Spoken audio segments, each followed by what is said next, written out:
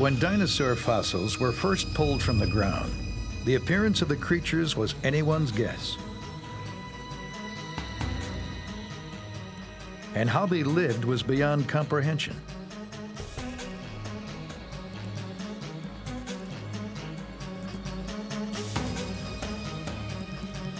But from Argentina to Wyoming, great discoveries and bold new thinking suggest these ancient creatures were faster, more agile, and more complex than once imagined.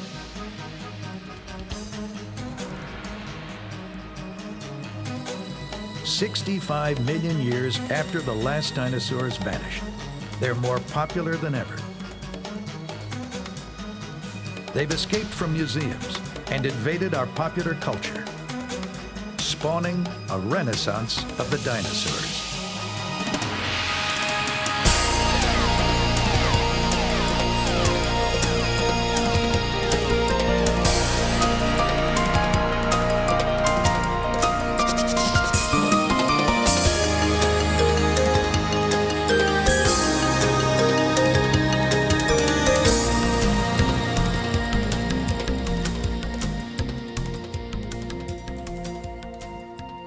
For over 150 million years, a group of animals unlike any today ruled our planet.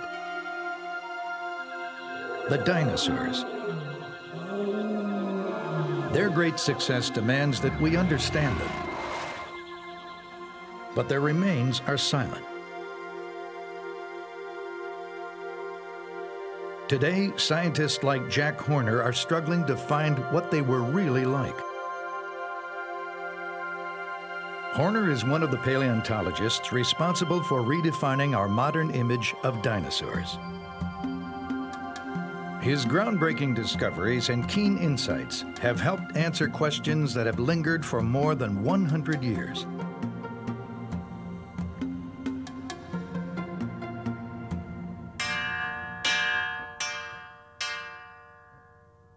His pioneer status attracts volunteers from all over the United States to Montana for his crash course in dinosaur excavation. The students live in traditional Native American teepees, designed to withstand howling winds that sweep off the nearby Rocky Mountains. Horner believes that the focus of paleontology is changing.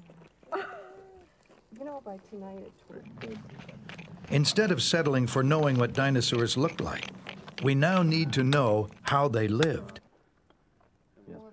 In the old days, people were looking for display pieces. They were looking for things to put in museums. So they would go out, they would find a dinosaur, they were looking for individual dinosaurs, and they were looking for something big. So they'd go out, they'd find a dinosaur, they'd dig it up, they'd bring it back, they'd prepare it, they'd put it on display, and then they'd go look for another one. And they weren't doing science. They were, I mean, it was more in line with sort of the P.T. Barnum spirit. Nowadays, most of us, I think, are very interested in how dinosaurs lived. In the 1970s, Horner's research led him to the debate over the link between dinosaurs and birds, an issue that's nagged paleontologists almost since the beginning of the science. As early as 1839, dinosaurs were classified as reptiles, even though some had hip bones like modern birds. Not much was made of the similarity until 1861, when an astonishing fossil was pulled from a German quarry. Named Archaeopteryx, it looked like a small dinosaur, but with one major difference: it had feathers. Some scientists would later declare it the missing link between birds and dinosaurs. But others refuted the idea because it lacked the specialized collarbone, a wishbone considered to be the fundamental trait of birds and their ancestors. The dinosaur bird theory gathered academic dust for 100 years. In 1978, Horner found some hard evidence to all but resolve it. A chance encounter in a Montana rock shop led him to the discovery of a lifetime. Horner and a colleague were in their first year as excavators when they stopped at a small fossil shop in Bynum, Montana, not far from the Canadian border.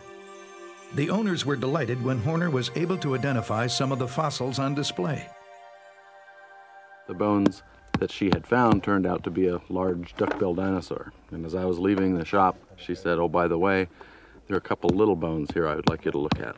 And she pulled out two tiny little bones, both of which I immediately recognized as baby duck-billed dinosaur bones. Horner was astonished. He knew how incredibly rare baby dinosaur bones were and how much could be learned by finding more. The shop owners agreed to close up early and take the dinosaur hunters to where the bones had been found. I think that's an interesting thing. This one piece will make 52 layers. Watch on mobile devices or the big screen, all for free. No subscription required. Download Veely now. In pasture lands just east of the Rocky Mountains, they showed Horner the source. It would become the wellspring from which most of his future research would flow. He proceeded to uncover numerous bones of baby dinosaurs buried in a bowl-shaped depression that he determined was a nest. It was a historic find. The first nest of baby dinosaurs ever discovered.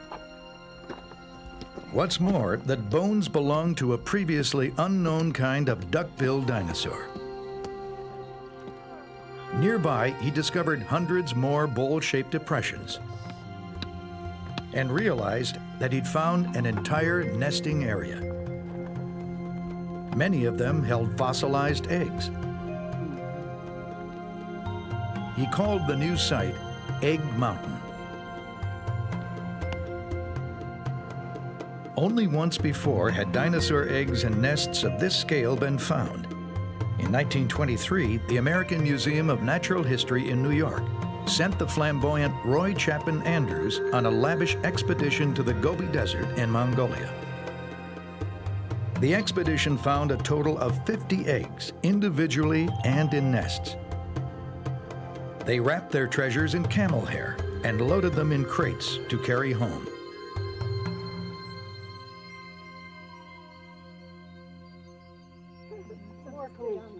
Horner's find was even more impressive. It yielded eggs, babies, and for the first time, actual dinosaur embryos inside their eggs, 70 to 80 million years after they were formed. The discoveries gave him the chance to study the development of dinosaurs from embryo to hatchling to adult. Much of his research focused on one question. After dinosaurs hatched, did they act more like birds or like reptiles?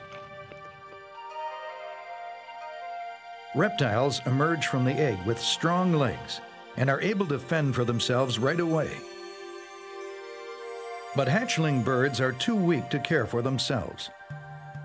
A parent must remain at the nest, feeding them until they can stand on their own, a significant behavioral difference.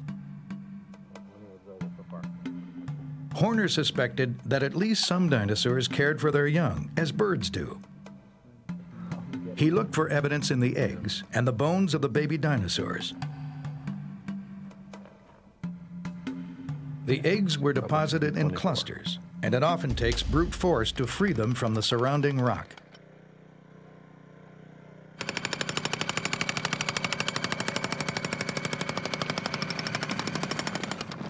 A more delicate touch is used to scrape away the finer particles. Finally, the specimens are wrapped in burlap and plaster to be transported back to the museum for further study.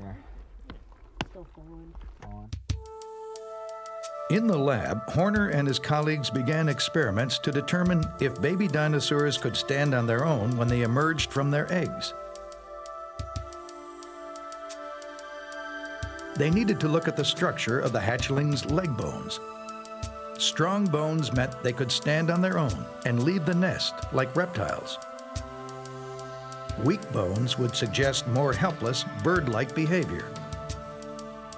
Could a discovery combined with ingenuity bring us closer to understanding dinosaurs?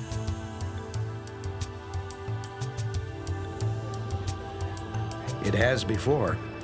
Every discovery advances our knowledge of what the dinosaurs were really like. And it goes beyond science.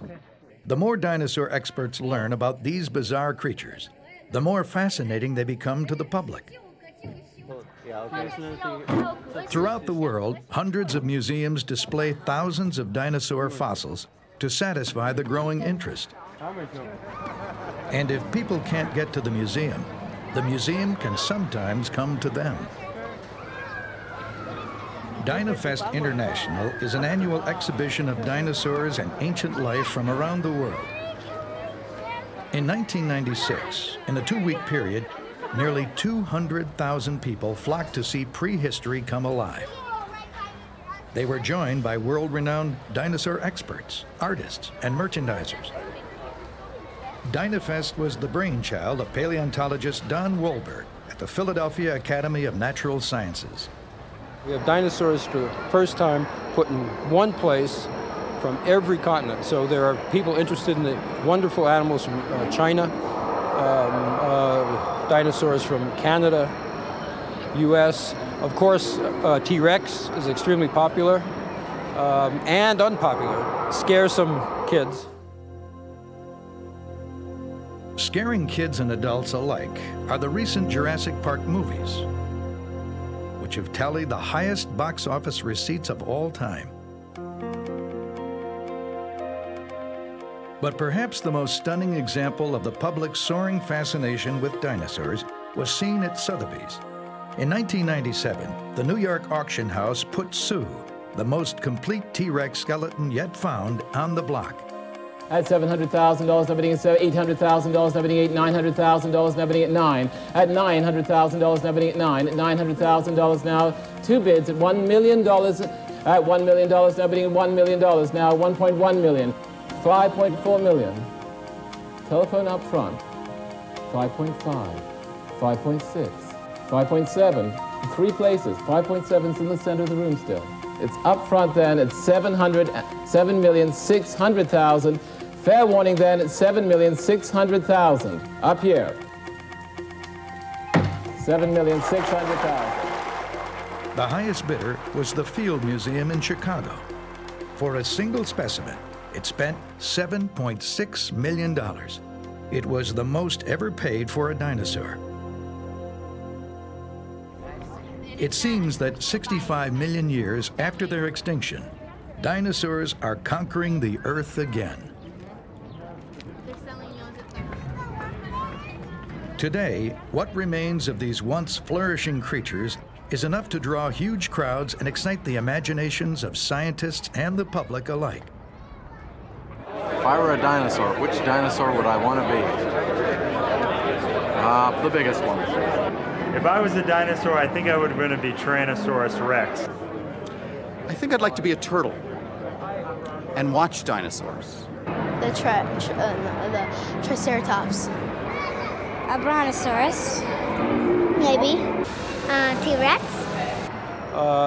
For me, they were the hook that captured me in a career in science. And among the topics I care about are dinosaur extinction, how they lived, what they ate, recreating worlds of the ancient past. DinoFest is just one of the latest events that brings the dinosaurs world back to life. For over a century, scientists have displayed their discoveries to an admiring public, even as they struggled to understand what these creatures were really like from the first meager discoveries.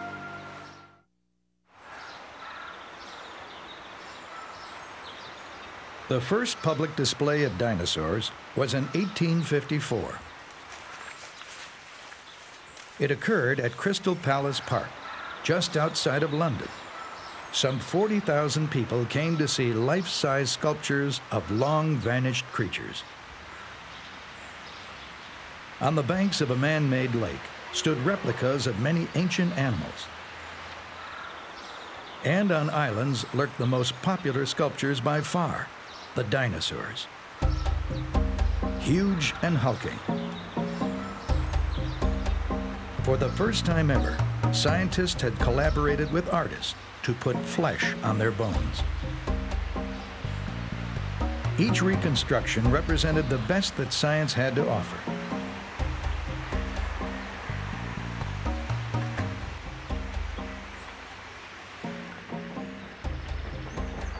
It was thrilling and a bit strange to a public just getting used to the concept of extinction.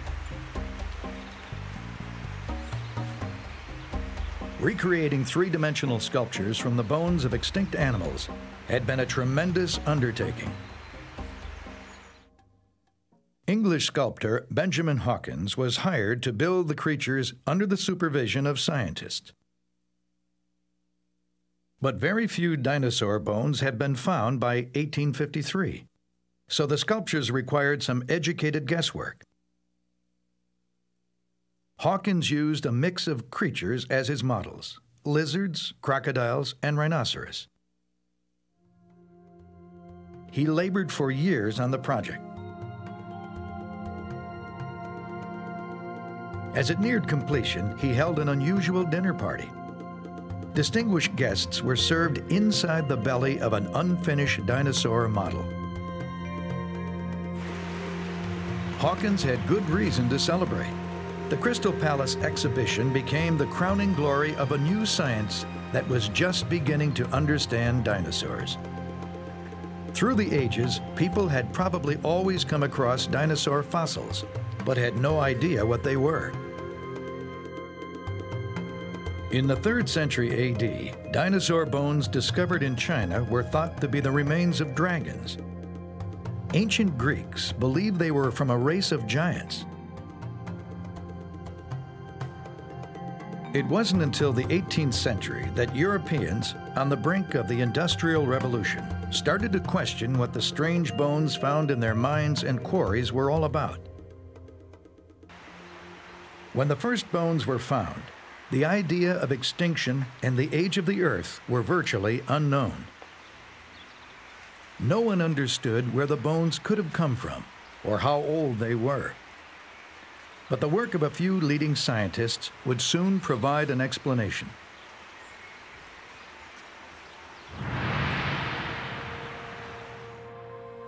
In 1799, French anatomist Georges Cuvier began comparing the newly discovered bones to those of living creatures. He noted similarities and declared the bones were very old and the animals they came from no longer existed. It was a radical idea that launched the science of paleontology, the study of ancient life. In 1818, Oxford professor William Buckland applied Cuvier's ideas to a partial skeleton he found in an English quarry. He noted the similarity to bones of modern reptiles and named this new creature Megalosaurus, or Great Lizard. 5 years later, English Dr. Gideon Mantell found a huge jaw. The teeth resembled those of an iguana, so he called the creature Iguanodon.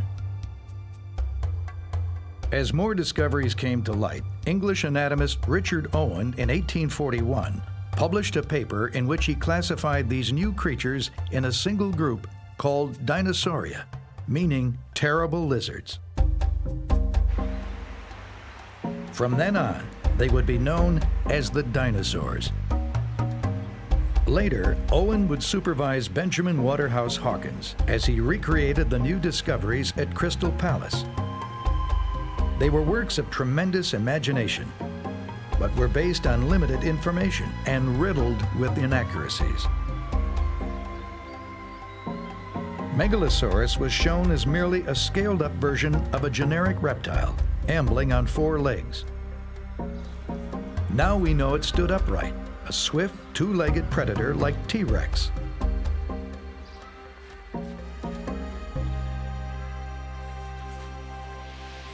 Iguanodon was also shown as a 4-legged behemoth, with a spike on its nose. Today we know Iguanodon ran on 2 legs. The horn on its snout was actually a defensive spike protruding from its thumb. The sculptures, more fanciful than real, created an image of dinosaurs as giant, lumbering lizards. But the creators of the Crystal Palace exhibition did the best they could with the little information they had. In the following decade, the picture of dinosaurs would begin to change. Across the Atlantic, knowledge of dinosaurs grew with the discovery of more fossils.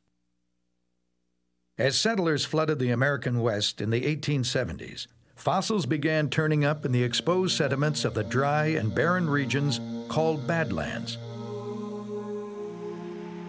Soon museums in the East sent prospectors to Wyoming and Montana to hunt dinosaurs. They came back with new and far more complete specimens than any found before. As the diggers brought in one new kind of dinosaur after another, scientists vied to classify and name them.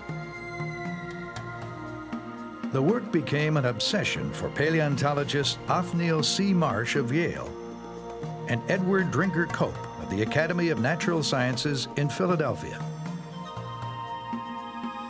Both were extremely ambitious, and both were after the same thing: to outdo each other by discovering and identifying the most dinosaurs. Their bitter competition took many forms. In 1868, Marsh pointed out that Cope, in a scientific journal, had put the head of the giant sea reptile Elasmosaurus on the wrong end. Mortified by his mistake, enraged at Marsh, Cope tried to buy back all copies of the journal before they reached his peers. When a new fossil bed was uncovered in 1877 at Como Bluff, Wyoming, both Cope and Marsh sent crews to stake their claim. Rival prospectors were said to engage in fistfights, even smashing fossils in the opposing camp. On one expedition, Marsh hired 2 Army scouts as escorts. One of them was William F. Cody, better known as Buffalo Bill.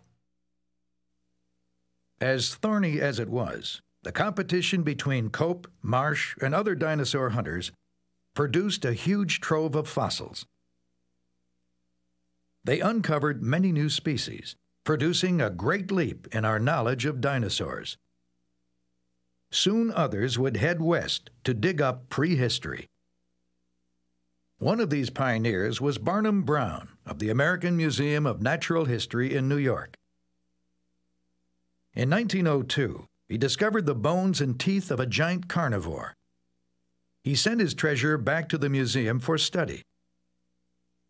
So impressive were the bones that director Henry Fairfield Osborn dubbed the frightening new predator Tyrannosaurus rex, the tyrant lizard king.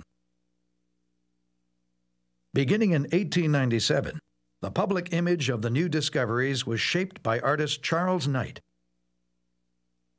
Originally hired by Cope and Osborn to portray dinosaurs in scientific journals, Knight was soon commissioned to paint reconstructions of the beasts for magazines and museums.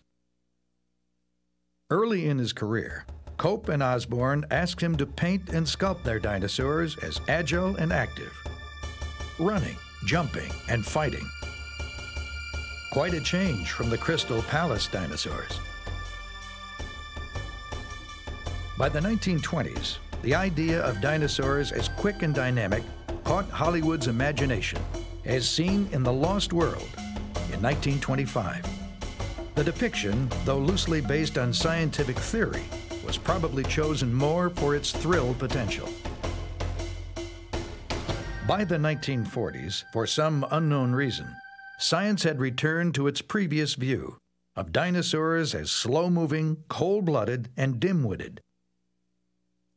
Knight reflected this view in 1942 when he wrote and illustrated an article for National Geographic magazine. He described the dinosaurs as harmless and stupid and showed them lumbering across the landscape, dragging their tails or wallowing in swamps. Soon, pop culture would embrace that image. Moronic, plodding dinosaurs began turning up around every corner. But in the last 20 years, our knowledge has soared with the bounty of new fossils. In the 1960s, a fresh crop of paleontologists was making new discoveries and re-examining old assumptions. What they found led them to question the notion of dinosaurs as lumbering beasts. Blazing the path was a brash young paleontologist named Bob Bakker. In 1969, he began arguing that although dinosaurs shared some features of slow-moving, cold-blooded reptiles, anatomically they looked more like agile, warm-blooded animals. Nearly 30 years later, he continues to find evidence to support his ideas. Like this trackway in central Wyoming, where a herd of dinosaurs once crossed a mudflat. Their tracks are now preserved in stone. This is the front paw of a great 10-ton brontosaur squishing in and pushing up the mud as it walked. No claw print. The thumb would be there, great big claw held off the ground. And behind it, the much larger hind paw, carrying 3 times as much weight, with 3 claws. 1, 2, 3. All chisel-edged, facing outwards. And there are probably several hundred of these guys, all walking the same direction. These tracks go 100 yards that way, 50 yards that way. This was one big herd, adults and babies. Crisscrossing the trackways of the brontosaur herd are meat-eating dinosaurs. Some little ones maybe this tall, roughly the weight of a coyote, and some taller, roughly the weight of a big mountain lion, 300-400 pounds.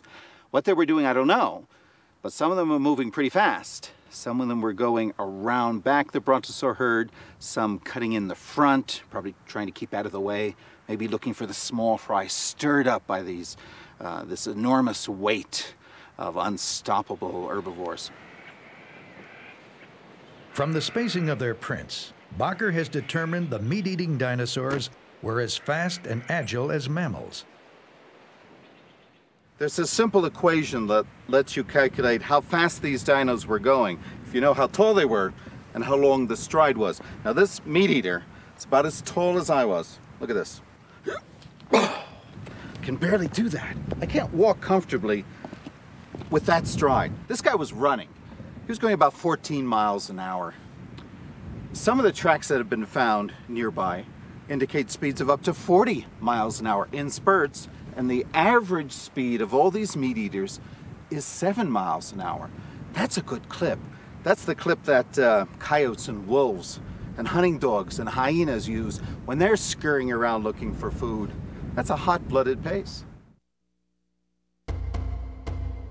In 1986, Bakker presented his radical ideas to the public in his book, The Dinosaur Heresies.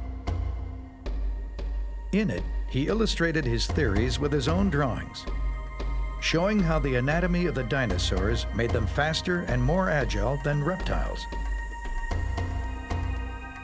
It was groundbreaking and controversial, but slowly won over many of his critics.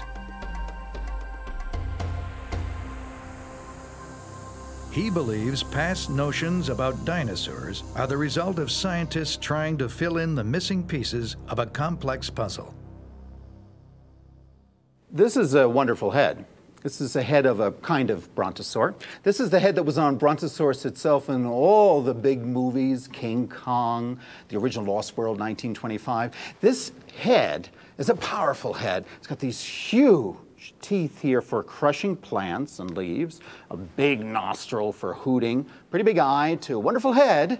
And when I grew up and the Brontosaurus skeleton in New York, this wonderful skeleton from Wyoming, this head was on it. It's a wonderful head, but it's the wrong head. How did early dinosaur experts put the wrong head on the brontosaur?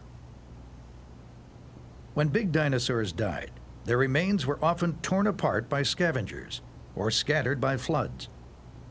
Add millions of years on a shifting Earth, and it's easy to see why heads and bodies often went their separate ways. So it's very rare to find a head, and then a neck, and then a torso, and a tail. You usually find mixed up parts.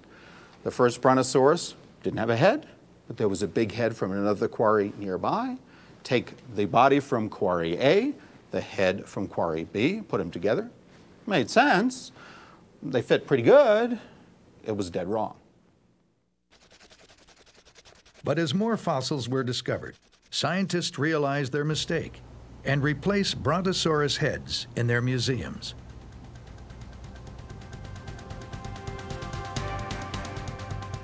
Bacher's hunting ground is Como Bluff in central Wyoming.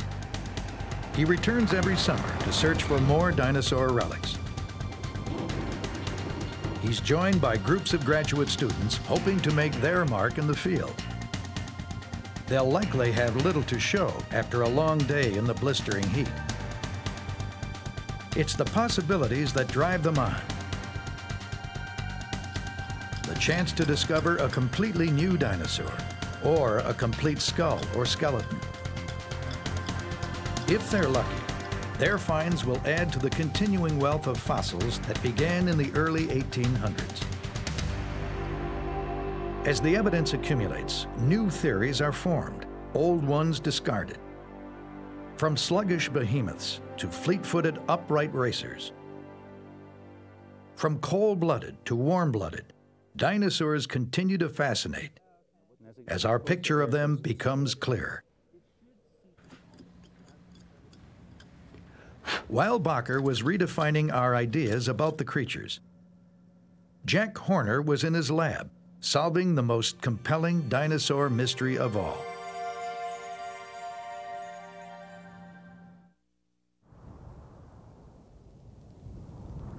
At Egg Mountain in Montana, Jack Horner's dinosaur eggs provided an opportunity to test whether dinosaurs were bird-like or reptilian. He took his treasure to the Museum of the Rockies in Bozeman and devised an experiment. The answer to his question was written on the bones of the dinosaur hatchlings. If the leg bones were weak, the baby dinosaurs would need parental help, indicating bird-like behavior. But before measuring the strength of the bones, Horner needed to determine which of his specimens were embryos and which were just hatched. A computer enabled him to visualize the largest embryo that could fit inside the egg. Any that couldn't fit must have been hatchlings. Once he identified a hatchling leg bone, he cut a thin cross-section of it. From its microscopic structure, he could determine if it would have been strong enough to bear the creature's weight. He concluded these baby dinosaurs were too weak to stand on their own. They depended on their parents to care for them. Bird-like behavior, never heard of in dinosaurs before. He appropriately named the new dinosaur Maiasaur, the good mother lizard.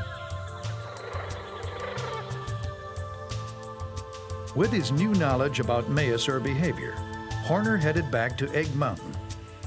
After years of digging, he concluded that 80 million years ago, the surrounding area was a giant dinosaur nursery. Adult Maiasaurs must have shuttled back and forth to feed their young. It would have been as crowded as the nesting colonies of many seabirds today. We know they nested in colonies, and some of the nests that we have looks as though the nests were 25, about the length of an average adult apart from one another, which is similar to birds.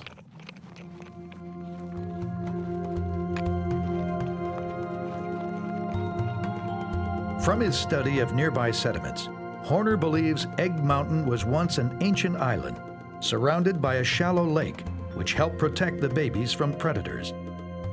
Dinosaurs may have waded out to the island to lay eggs and tend to their young until they were strong enough to leave.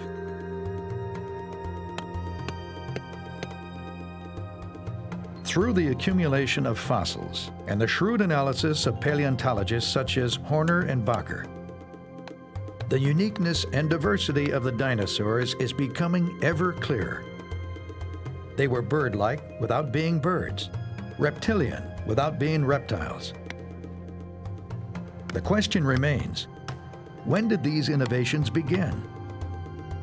The answer may lie in the Valley of the Moon. Today, 65 million years after the last dinosaurs disappeared, their fossilized bones are being unearthed. Though the rocks are slow to give up their treasures, scientists have discovered over 330 members of the dinosaur clan. On average, a new type of dinosaur is named every 7 weeks. At the foot of the Andes Mountains in Argentina lies a rugged, barren landscape known as Ischigualasto. In English, the Valley of the Moon. 230 million years ago, this was a dense and shady forest. Stalking through it were small but menacing creatures, the first known dinosaurs. Buried here, along with their bones, is the secret of their dominance.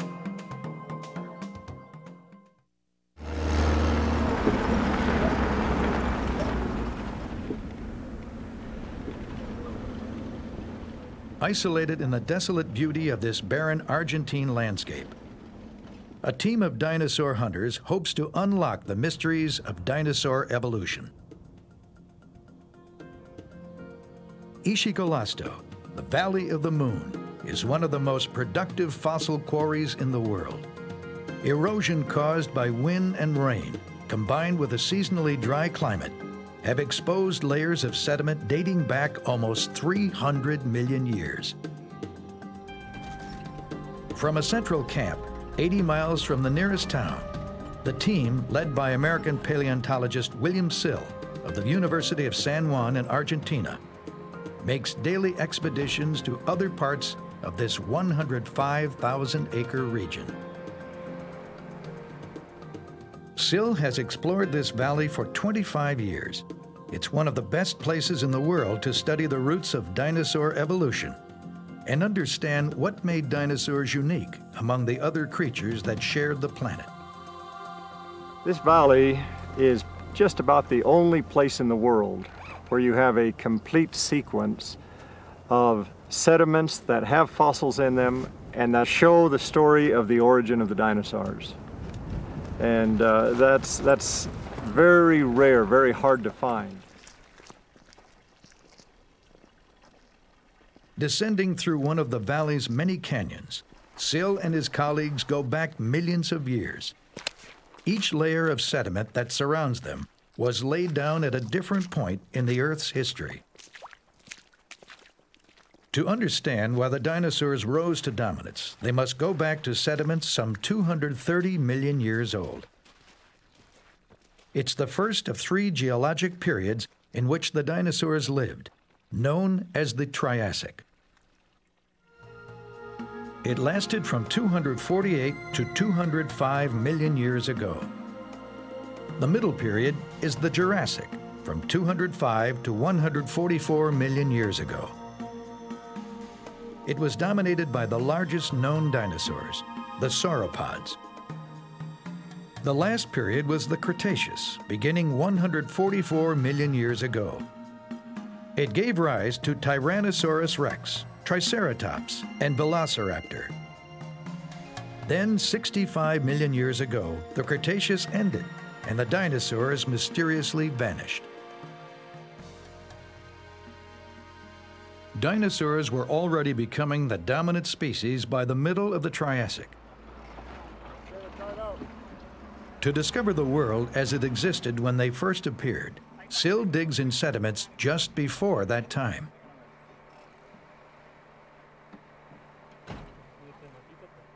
The dominant creatures of this earlier period were reptiles that had begun to acquire some features of modern-day mammals.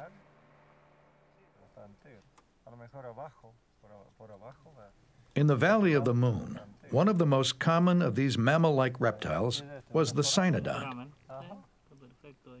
This is the skull of a cynodont, one of the mammal-like reptiles, very common here, possibly an omnivore, probably a vegetarian. When you look at the skull, this is how we find them. And it doesn't look like much at first, but if you look closely, you can see the outline of the eyes here, the snout down here, and back here the large temporal openings where the muscles pull the jaw together came up through. And here's actually part of the lower jaw sticking up through this opening. Now these were on the line to mammals. They have some of the characteristics of mammals. Mammal-like reptiles sprawled low to the ground like reptiles, with larger brains and complex teeth like mammals.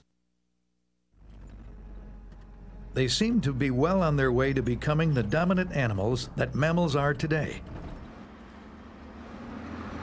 But then their future was jeopardized. To find out how, Sill takes his expedition higher up the eastern slope at Ishigolasto. The red cliffs hold sediments from the final years of the Triassic period. Here, mammal-like reptile fossils are almost non-existent. In their place are the bones of a new kind of creature, the dinosaur. What happened? Part of the answer comes from one of the earliest dinosaurs found here, Herrerasaurus, dating from 225 million years ago. It had all the tools necessary to trounce its rivals, the mammal-like reptiles.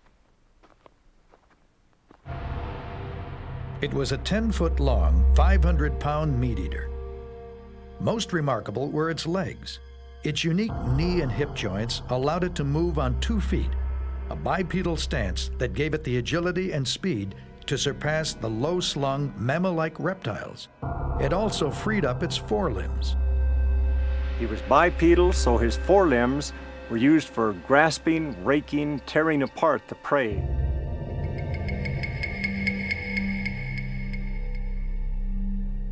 In addition to its large claws, the skull and teeth of Herrerasaurus made it a formidable predator.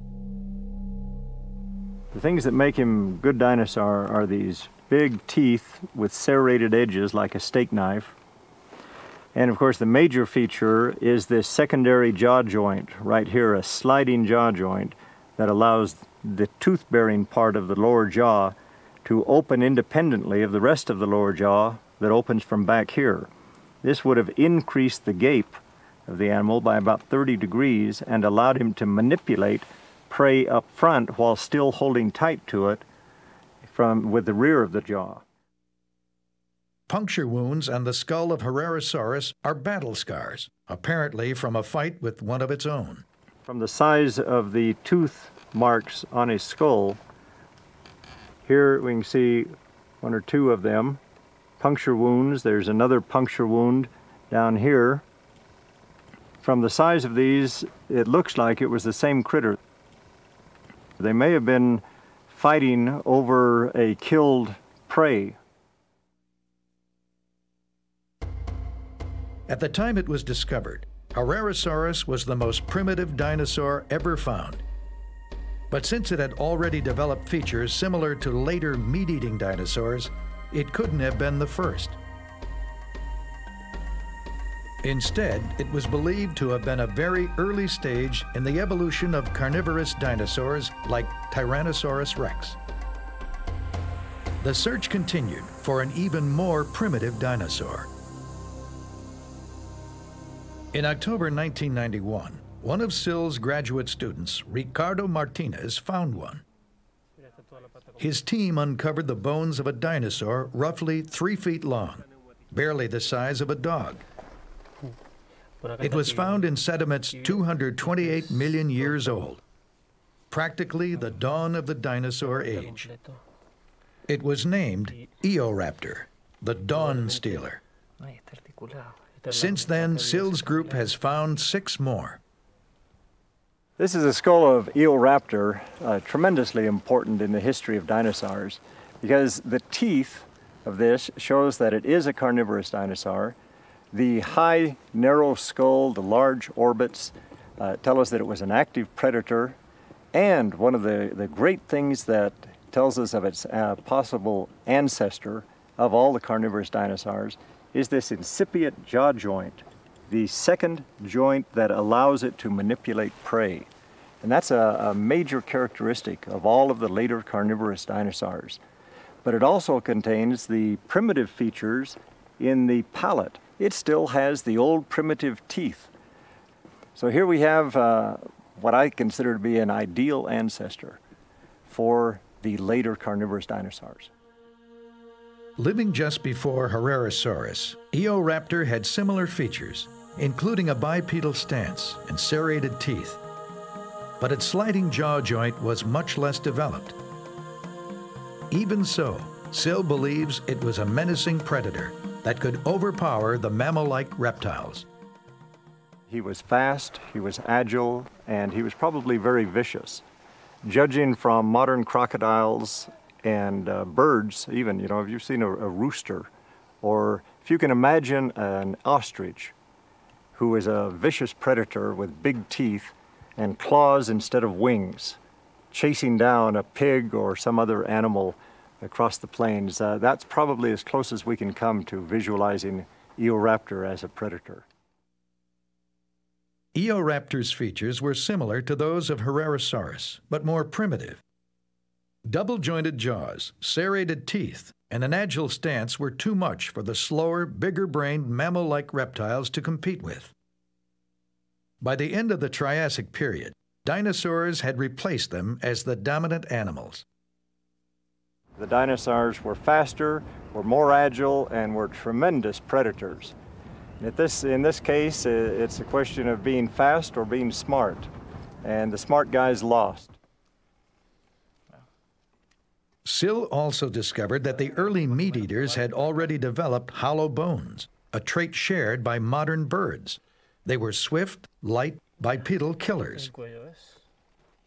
They cleared the path, allowing later dinosaurs to diversify, grow exponentially in size, and outcompete all other animals on land. This image of dinosaurs is far removed from the picture of them as oversized reptiles, first put forward at London's Crystal Palace Park in 1854. Science once pigeonholed dinosaurs as reptiles, but today we're seeing they shared features with birds and mammals too. They also had their own traits, unmatched by any living animals. Our growing knowledge of dinosaur behavior is now making it possible to bring these creatures back alive.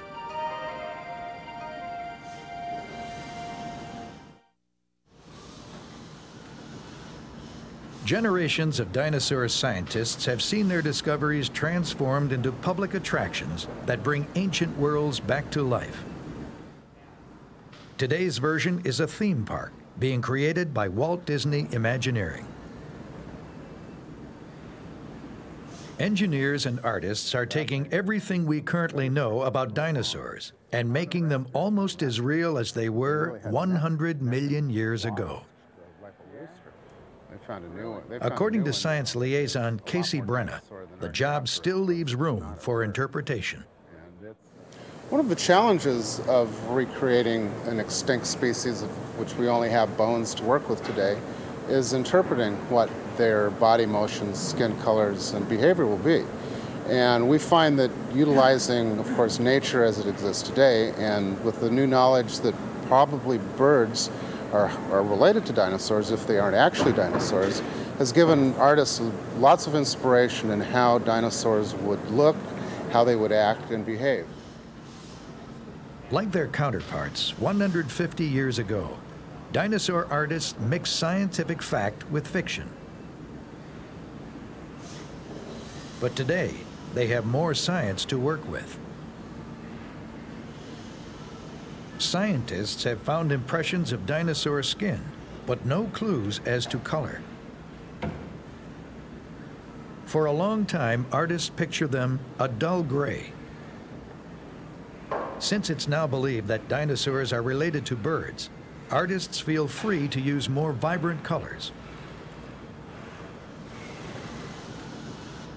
Disney's robotic Styracosaurus, a relative of Triceratops, has also gained from the new Paleontology.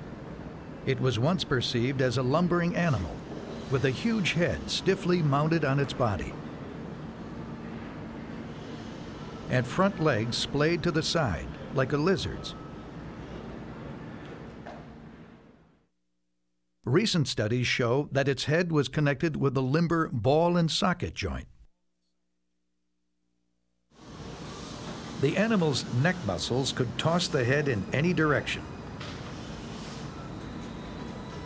Though we're getting closer to knowing how dinosaurs lived, moved, and acted, we're still a long way from knowing everything about them, but we're on the right track. 19th century scientists greatly expanded dinosaur science.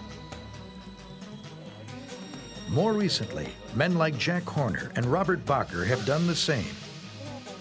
Inevitably, the discoveries and theories of today will be disputed in the future. But one of the new ideas is not likely to change: that far from being giant reptiles, dinosaurs were among the most complex, diverse, and successful creatures that ever existed.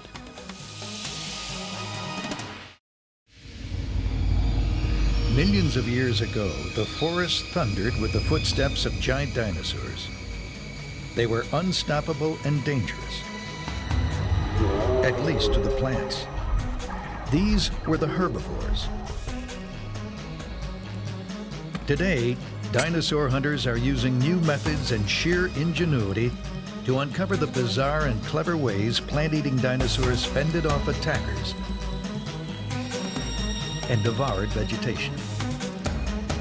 Experts are revealing how some grew to be the largest animals that ever walked on Earth, and how others relied on magnificent and deadly armor as they struggled to protect themselves. As scientists probe deeper, they're finding out why these seemingly harmless plant-eaters were the most plentiful and diverse of all the dinosaurs. Big or small, they ruled the land of the giants.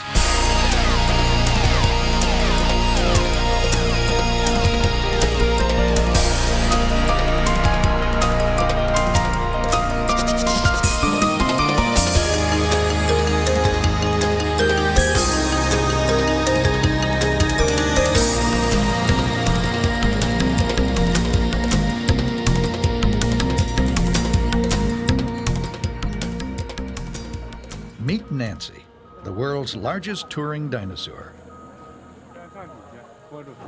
She arches 3 stories into the air, and soon she'll stretch longer than an 18-wheeler.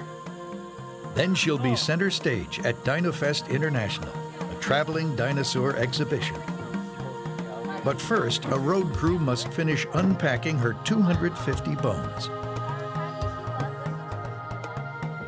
More than half are real, discovered in Mongolia by a Chinese expedition. The rest are life-size casts.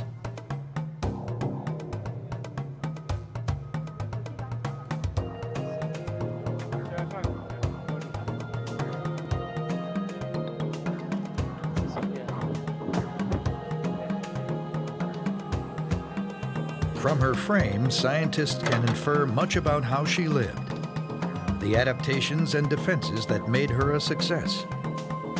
Her great size was her best weapon and most useful attribute. 8-foot ribs once walled in a stomach so big that massive amounts of food might spend days inside, being converted to energy.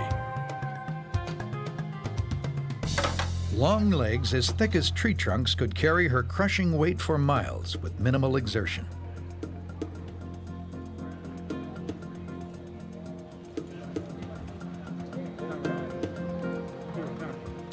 Her huge feet were twice the size of an elephant's. As they pounded the ground, they left a trail of craters revealing clues to the way she moved and where she went.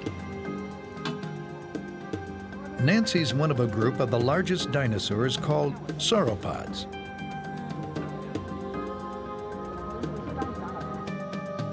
Their remains are found in Jurassic and early Cretaceous sediments, about 200 to 100 million years old. That's when they were the dominant plant-eating dinosaurs.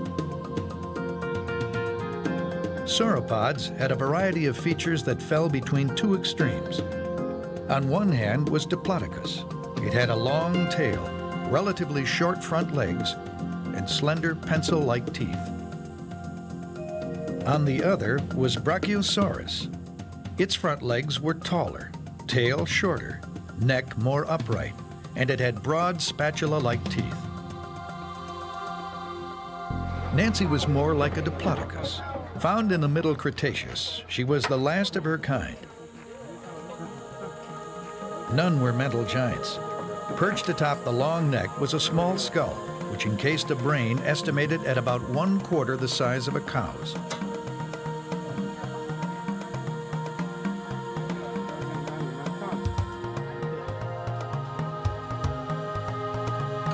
At the other end was a huge tail that could send attackers flying with a mere flick.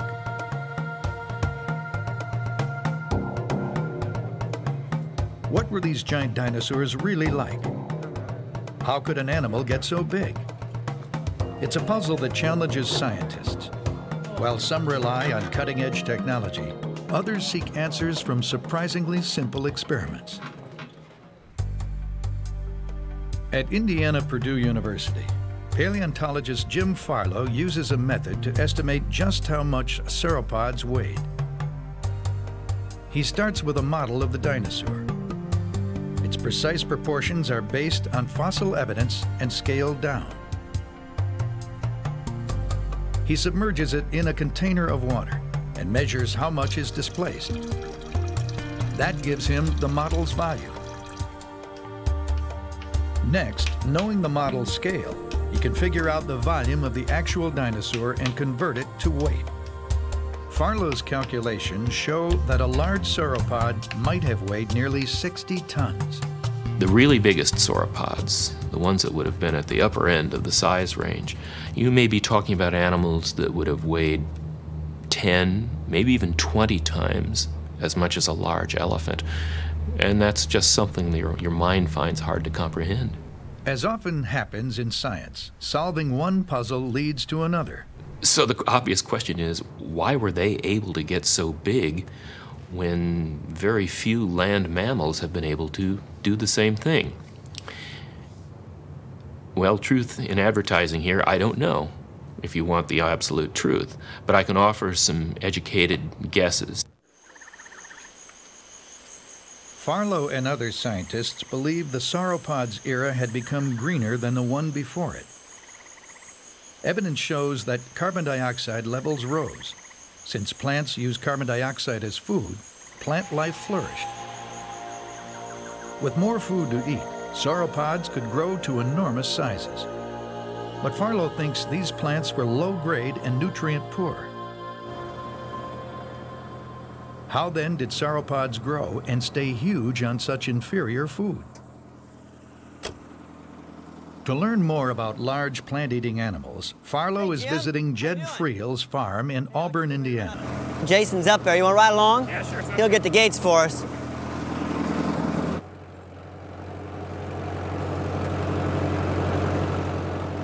Jed raises herds of today's most famous plant eaters, cows.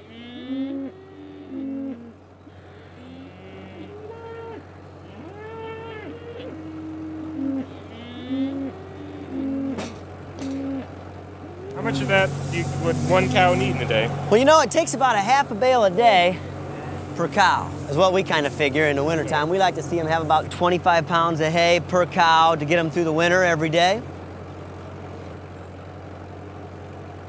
Digesting hay is a complicated matter. Once it's swallowed, it's softened in one of the cow's 4 stomachs. Microorganisms then break it down even more, extracting vitamins.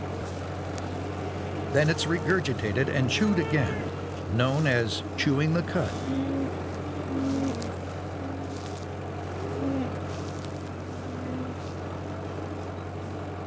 Sauropods also had help digesting.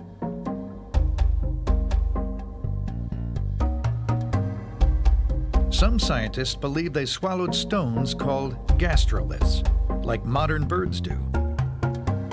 The gastroliths may have rolled around inside their stomachs or gizzards, grinding the vegetation into small digestible bits. Also, according to Farlow, it takes a long time for food to pass through a huge animal's enormous digestive tract, giving microorganisms more time to extract nutrients. So sauropods could digest even the poorest quality plant material. I like to say the equivalent of shredded newspaper. And I suspect that sauropods could get by on that stuff. They were among the best herbivores that have ever lived, I suspect, in their ability to survive on really crummy food. Sauropods were built to eat. They took full advantage of whatever plant life grew around them. But how much food did one of these giants eat? Well, if Jed was feeding sauropods instead of cows, he'd probably need a lot more land. Jed was telling me that a 1,000-pound cow, if we were going to pasture it, about 10 acres, which is about the size of the field that we've got around us here. If we want to compare that with what a sauropod is doing, a 50-ton sauropod that's warm-blooded, you're probably looking at something like 270 acres, which is basically a little bit farther than as far as you can see from this hill we're on. A single sauropod could consume almost 700 pounds of vegetation in a day.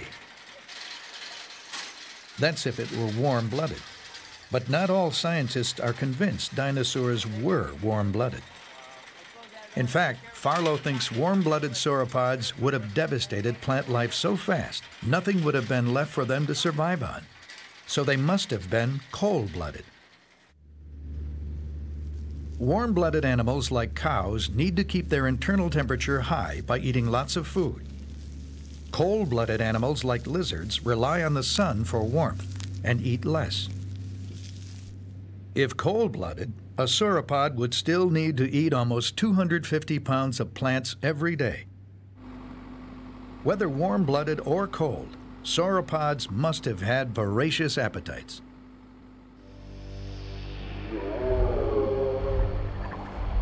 They ambled through forests, devouring the scenery. With each thunderous step, they left a trail of clues hinting at their behavior. Tracks that are now being uncovered millions of years later by a new breed of dinosaur expert.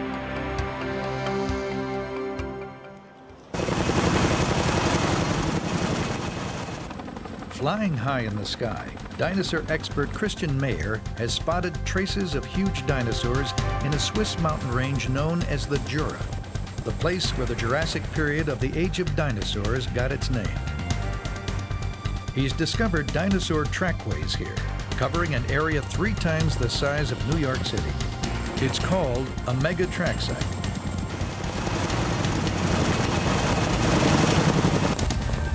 Mayer knows that bones can tell a lot about anatomy, but only tracks can reveal clues about the movements of dinosaurs.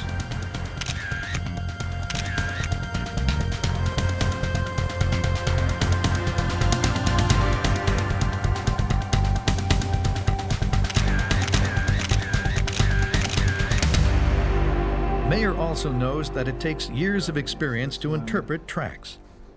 So he's asked track expert Martin Lockley from the University of Colorado at Denver to help. The first order of business for Lockley, Mayer, and assistant Dorothy Hippler is to map the track site using aerial photographs. And the same with these over here, for example. They examine the photos to establish the pattern and direction of each trackway, which holds clues to the dinosaur's behavior. But sometimes, irregularities in the rock can masquerade as dinosaur tracks. Some of these look like tracks, but they're not. So for every good track, there's probably at least one bad one. So far, Mayer has discovered nearly 15 separate trackways scattered throughout the mega track site. But how did they get here? In the heart of the Jura Mountains. The answer lies in a layer of rock that formed 150 million years ago in the Jurassic period. Back then, the geography here was very different. The continents were just beginning to move apart from the single landmass they had once formed, known as Pangaea. The Jura Mountains were a level shoreline of a now vanished ocean, the Tethys Sea.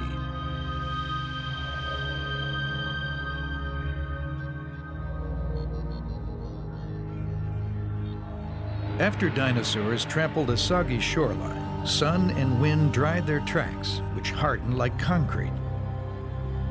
The next rainstorm or flood deposited a layer of sediment over the tracks, preserving them. Then, 15 million years ago, as the land masses continued to shift and collide, the shoreline was pushed upward, forming mountains.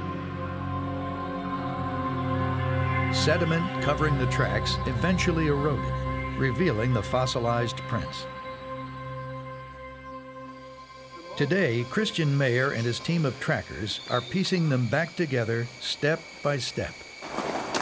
Oh, like the slab is still dry, that's okay. Among his most recent discoveries are trackways at a quarry near the town of Moutier. Yeah, I wanted to set the rope up there where the casting people come. But take the oldest one. Andy, if you have the After the aerial photographs, the team must examine the tracks up close. So they've pounded rappelling bolts into the rock to pull themselves up.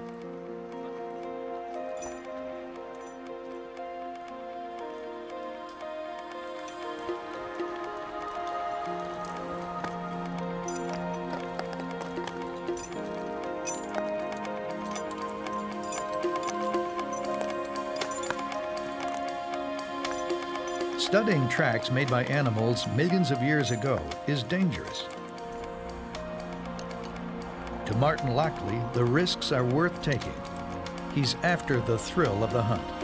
It really is like being a tracker of modern animals. It's like following a creature that passed by yesterday sometimes. You feel it's much more recent, you know, time doesn't mean anything. You're following a Jurassic animal one day, you're following a recent animal the next day. Clinging to the rock, Martin and Dorothy give each massive footprint individual attention. To the trackers, the footprints are snapshots of living, breathing creatures. And we're used to thinking of dinosaurs as skeletons, but these are the evidence of the living animal in motion. People have referred to them as motion pictures of dinosaurs, so they're a very dynamic type of evidence. We can see with the sauropod track, for instance, it had a big fleshy foot like an elephant. So the first thing we learn is the shape of the feet, not the shape of the bones in the foot skeleton that we see in the museum, but the actual shape of the feet. The prints are scrutinized to identify the kind of dinosaur that made them.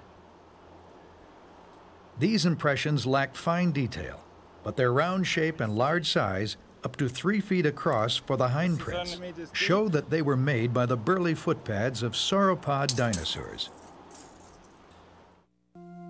Next, stride length is measured to figure out how fast the dinosaur was moving. The prints of a slow-moving animal are fairly close together.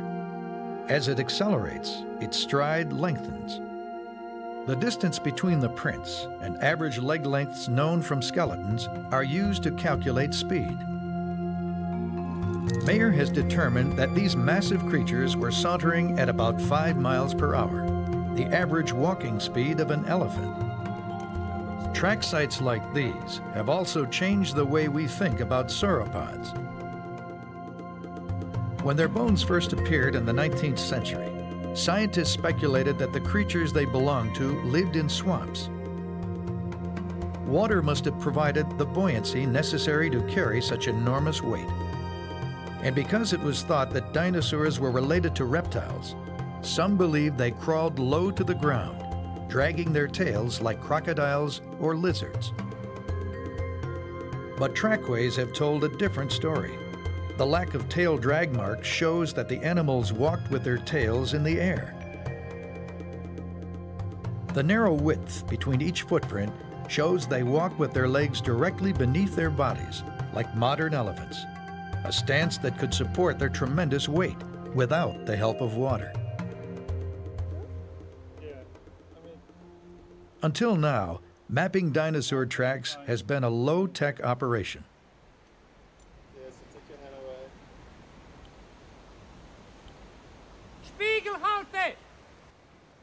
Today, Christian Mayer is testing a new method that uses lasers and computers.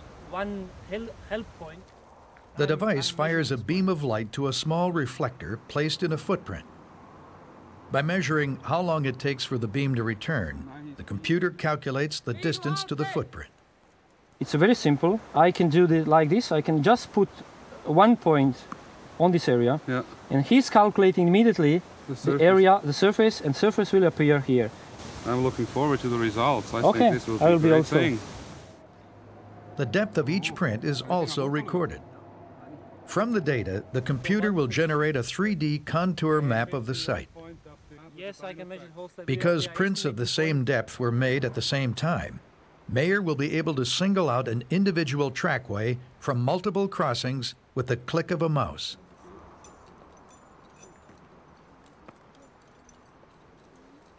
The new equipment promises to speed up the process of mapping trackways. But for now, the dinosaur trackers rely on slower, time-proven methods. After photographing and measuring the track site, a better picture of what the giant dinosaurs were doing at the ancient shoreline is emerging.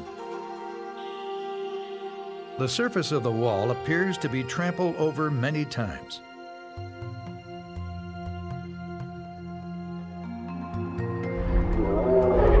It appears that hundreds of sauropods returned here time and again, perhaps to cool themselves.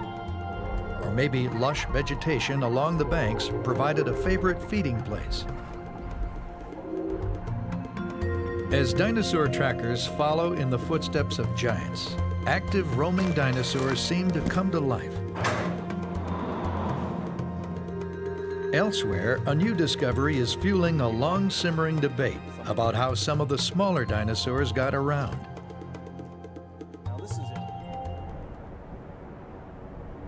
These are the Badlands of North Dakota. 80 million years ago, this region of North America was crisscrossed by rivers and streams, a lush lowland leading to the edge of an inland sea. Throughout this land roamed the most exotic of plant-eating dinosaurs, Triceratops. They lived from about 100 to 65 million years ago, at the end of the final period of the dinosaurs, the Cretaceous. Like most other dinosaurs, they were smaller than the sauropods, but they were large animals in their own right. Some grew as big as a bus. Triceratops was a member of a family of dinosaurs called ceratopsians, creatures armed with a variety of sharp horns and large fan-like shields. But beneath all that remarkable armor is a heated debate that has simmered since these creatures were first discovered. How did they stand? It began in 1896, when the first known illustration of a ceratopsian skeleton appeared on a poster of specimens from Yale's Peabody Museum.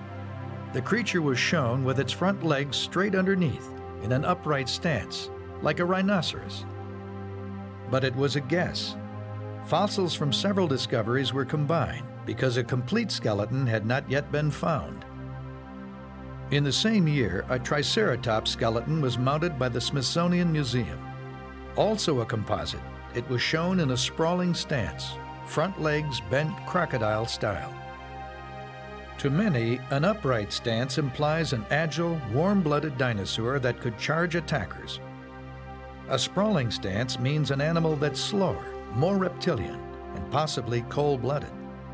With no way to resolve the issue, ceratopsians have been depicted both ways for years.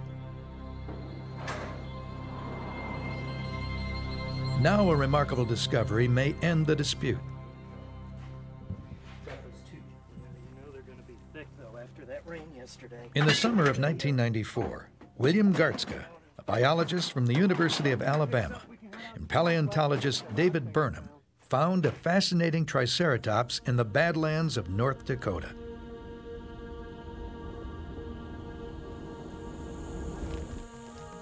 Gartzka had spent weeks scouring the land for dinosaur remains. Then one day, as he was coming over a hilltop, he noticed what looked like a rib bone sticking out of the ground. He contacted Burnham. They put together a crew and set up a dig site. As more and more bones were exposed, Gartzka and Burnham realized they had stumbled upon the most complete Triceratops skeleton ever found. Over millions of years, dinosaur skeletons tend to get broken up and the bones scattered over a wide area. But this skeleton was articulated. Most of the bones were still connected. They named their find Raymond. As Raymond emerged, Gartzka and Burnham could see for the first time the natural position of the front legs. They were straight underneath his body. Raymond and all his ceratopsian kin must have had an upright stance. Had the debate finally been settled? It looked that way, but Ralph Johnson of the Milwaukee Public Museum has some doubts. Preservation is on these. Before Raymond was found, he made a discovery of his own. Attach the foot now, so that's got to be rotated around. On an expedition in 1981, his team found a complete shoulder and front leg of a Torosaurus, another ceratopsian. Good. Okay. Hang on. Back in the museum, he devised an ingenious way to test how the bones fit together. He made plastic casts of them, which he connected with metal joints. To simulate muscles, he used elastic straps, affixing them where the bones showed evidence of the actual muscle attachments. Then he hung the 7-foot model from scaffolding and tried walking the leg in both sprawling and upright positions. If the position worked, the bones would stay in their sockets. If not, the bones would slip out. The result surprised him. In this kind of traditional reptile sprawl with the front leg, everything works. The joints all line up the way they should. The muscles act on the bones the way they should. It works. You can actually get this thing to walk forward, which is what you want it to do. Now, if we go into the other idea, straight underneath the body. But when Johnson tried to walk the leg underneath the body, the bone could only move sideways, not back and forth. There's a way to get around that, though. When he twisted the bone around to make it move back and forth, he found another problem. Well, now you've got the elbow going in the right direction toward the head of the animal. But now our dinosaur looks a little bit like Popeye with the foot pointing out to the side. So this thing is going to be walking like this. Actually, won't be walking at all. There's no way biomechanically to get this animal to move forward by putting these legs directly underneath the body. According to Johnson's experiment, the case was closed. Ceratopsians must have sprawled like crocodiles. But where does that leave Raymond, Gartzka and Burnham's prized discovery? Raymond's forelimb and hind limb are clearly in an upright position. This is not what you'd expect from a lizard-like posture. He's standing on his tippy toes, and so that enables him to move at greater speeds, kind of poised like a runner. In Johnson's version, the shoulder blades are pulled back, enabling the legs to sprawl. But when Gartzka and Burnham uncovered Raymond, they found his shoulder blades much farther forward, allowing his legs to be pushed under the body, an upright stance. Johnson's impressed, but not ready to give in yet. Raymond's bones await further study. Once scientists have had a chance to thoroughly examine them, then the question may be settled. Johnson's already confident about the results.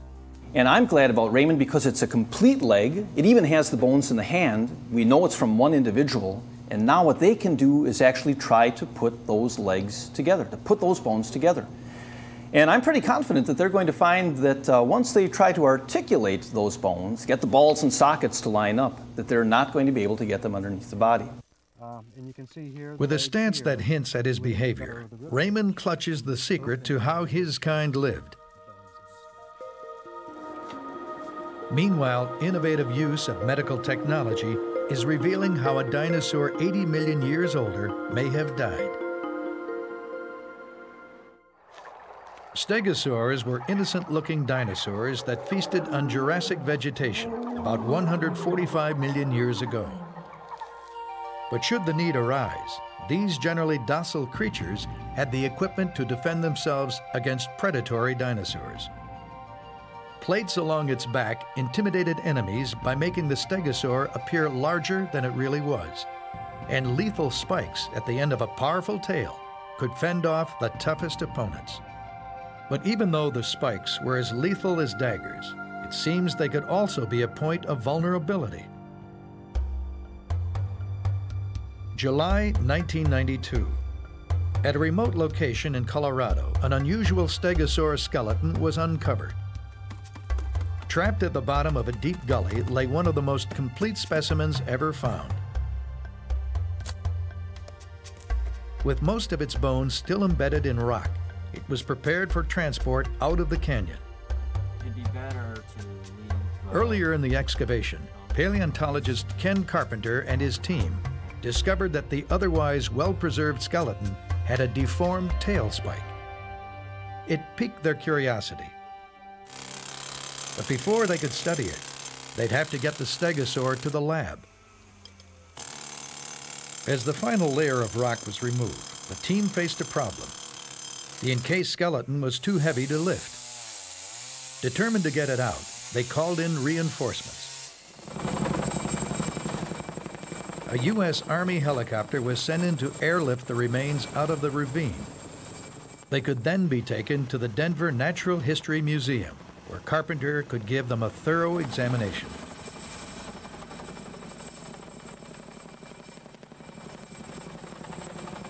The helicopters are designed to raise 20th century battle tanks. Lifting the remains of a 145 million year old stegosaur wasn't much different.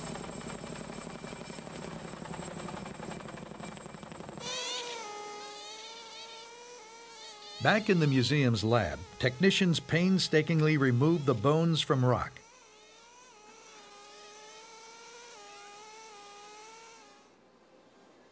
Finally, Carpenter was ready to perform the autopsy. He began by focusing on the disfigured tail spike. I didn't quite know what to make of it. I thought maybe it was due to crushing from the weight of the rock that was encasing it. I mean, certainly if we look at this more normal spike, we can see that there's quite a bit of difference in the shape. As Carpenter studied the bony spike, he noticed that it showed signs of healing and regrowth, indicating that it wasn't damaged after death. He also detected small holes on the surface of the bone, suggesting disease. One possibility was a bacterial infection called osteomyelitis. If a bone has been broken and is left untreated, bacteria can invade its marrow. The blood-producing tissue held within a honeycombed structure at the center. Within days, fluid builds up, and the bone develops small holes to relieve the pressure. Eventually, the bone's inner structure is destroyed. The infection can spread throughout the body and cause death. Could this have been the fate of Carpenter's stegosaur? To find out, he would have to look inside the spike. But there was a problem. Doing this would require breaking open the rare fossil, something he wasn't willing to do. The answer lay inside Kaiser Hospital in Denver. Laurie McWhinney, one of his lab volunteers, worked there. She suggested using the hospital's CAT scan. Medical technology developed to harmlessly cut through human tissue and bone could expose the spike's interior without destroying it. I want to see if we can see some detail in that area. Okay. First, they scanned a normal spike, the kind found on healthy stegosaurs.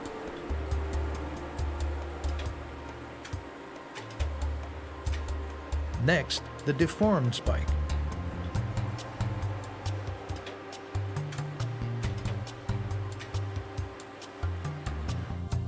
Then the scans were compared.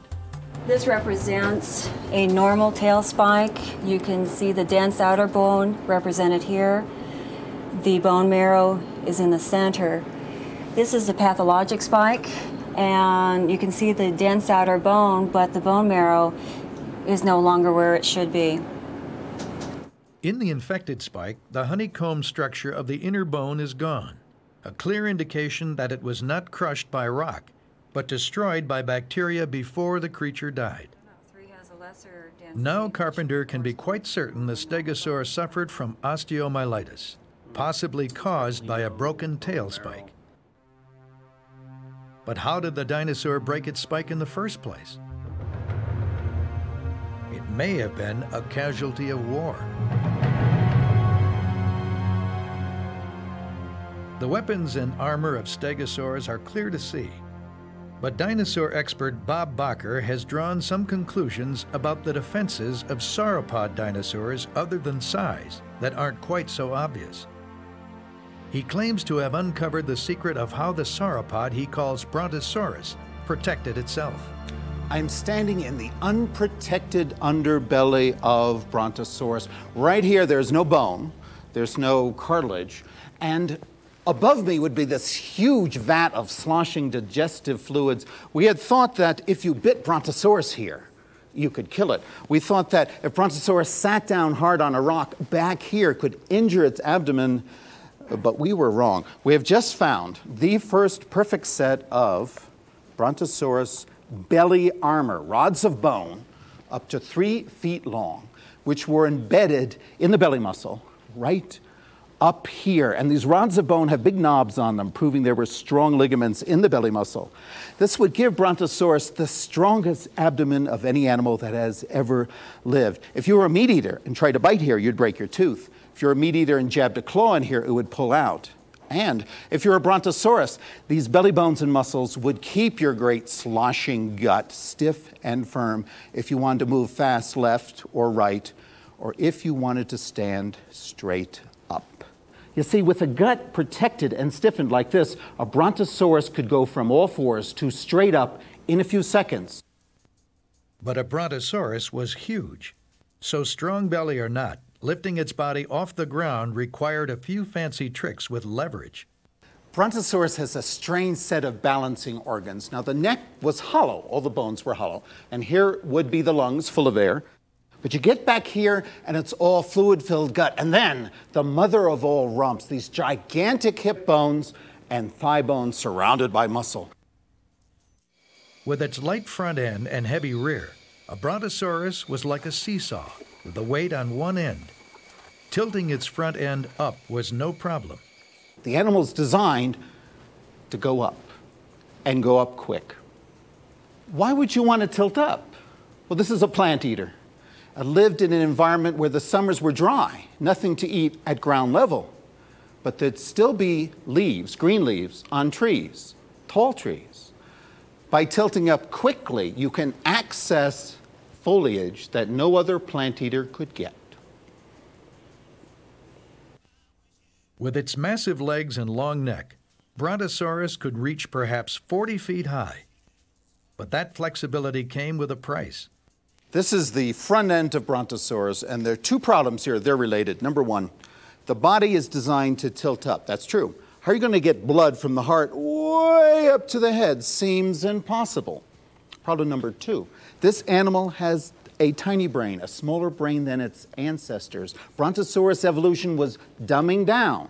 Are the two problems related? Yeah. See, Brontosaurus would survive better if it could rear up and get those plants. The only way to get those plants would be to remove the need for blood to be pumped up to the head. How are you going to do that?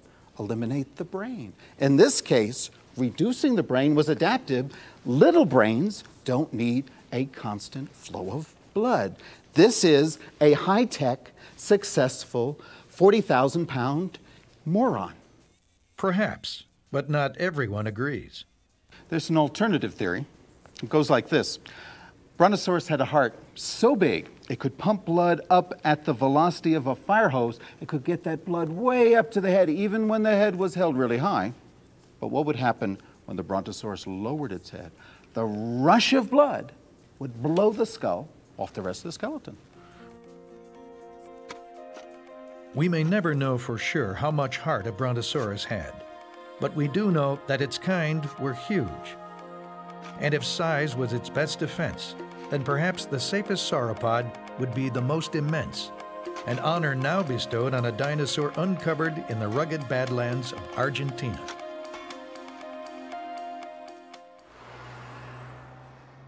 Below the equator, in a region of Argentina known as Patagonia, lies the small town of Plaza Juncal.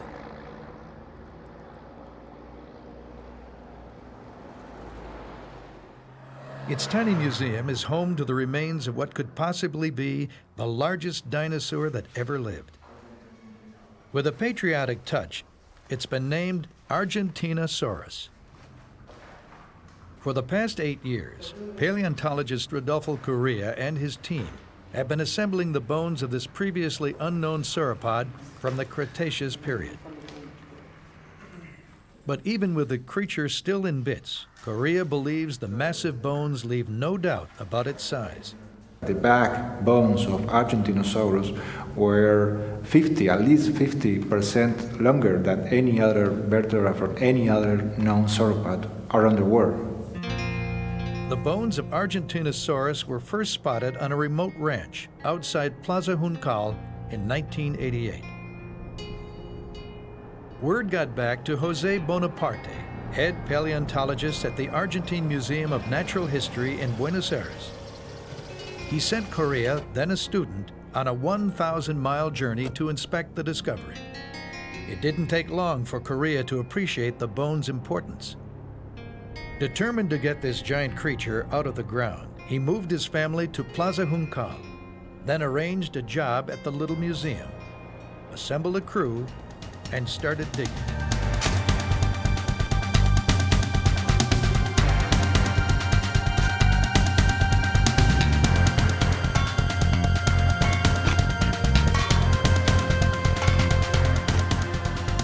After many months of hard labor, he and his crew freed enough bones to begin taking them back to the museum.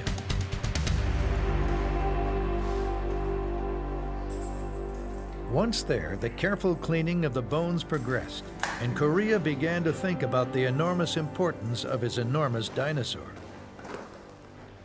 Argentinosaurus, it seemed, had become the latest in the series of discoveries of the most gigantic dinosaurs. It started a century ago, when dinosaurs were first being unearthed in the American West.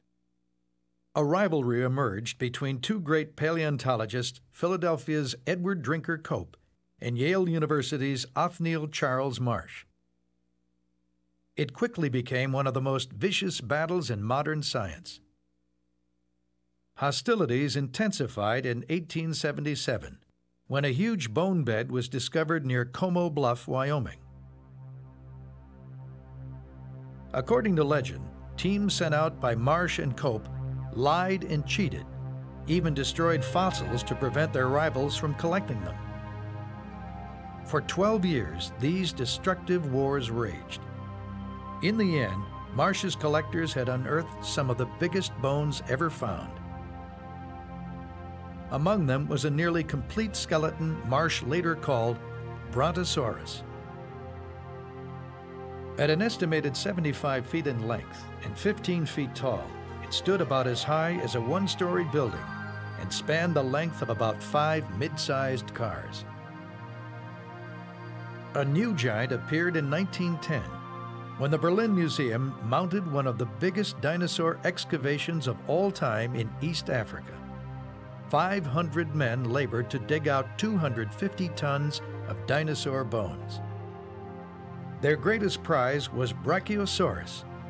With a height of 40 feet and a length of 85 feet, it remains the biggest dinosaur ever assembled in a museum. It was taller than a 3-story building and as long as 6 cars.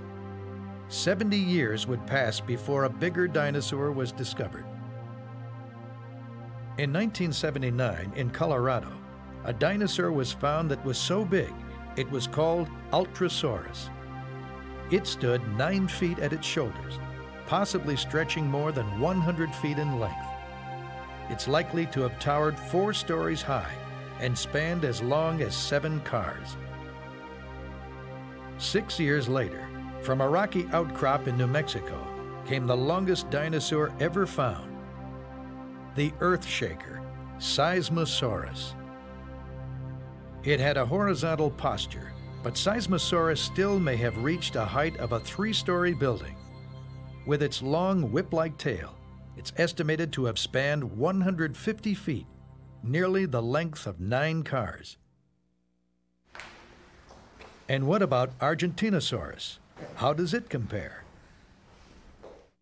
It could have been nearly 120 feet in length and 60 feet in height, 5 stories high and nearly 8 cars long. In overall size, Korea believes Argentinosaurus to be the biggest dinosaur ever found. The bones of Argentinosaurus are representing an animal 100 tons in weight, which is equivalent to 20 African elephants all together at the same time and at the same body. Today, Korea's team has uncovered all the bones they're likely to find. Now Korea faces a new challenge, finding a building large enough to house them. How long will Argentinosaurus hold its record? No one knows for sure, but a new challenger is already gearing up to take the field. Dinosaur hunting used to mean digging vast amounts of earth to find fossils. Geophysicist Alan Witten from the University of Oklahoma hopes to change that. He's merged firearms and computer technology with geophysical knowledge and come up with a method to locate dinosaur bones deep underground.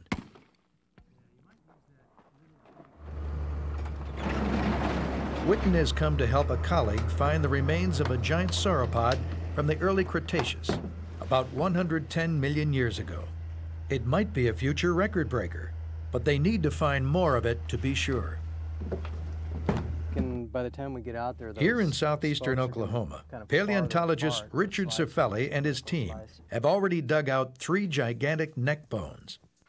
Our guess is that this bone here is about the 7th bone down in the neck, sort of towards the middle of the neck series. And it's a good deal larger than Brachiosaurus. I mean, this is a lot bigger than Brachiosaurus, which is a huge, huge animal. So this could rival the very biggest of described dinosaurs. How y'all making out down here? But just when Cifelli thought he might be on his way to discovering the biggest dinosaur ever, his luck ran out.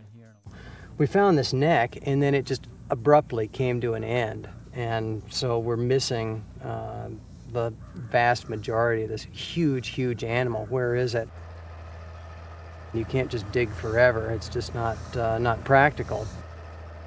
It was time to call in Alan Witten and his gear. First, the overlying soil must be scraped away and the ground flattened. Then Witten can start looking for more bones. He uses a huge 8-gauge shotgun mounted on wheels. When fired, it sends sound waves into the earth. The vibrations are detected by an assortment of buried microphones. Sound waves travel more quickly through the dense bone than the sandy soil, so they arrive at the microphones first. A computer analyzes the patterns of waves, then reveals the location of the underground objects. With his device, Witten might just be able to tell Cifelli where to dig next.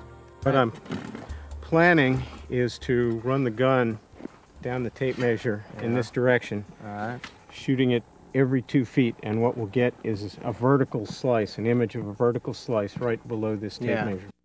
Is that all right? With the array of microphones in place and signaling to the computer, Witten begins.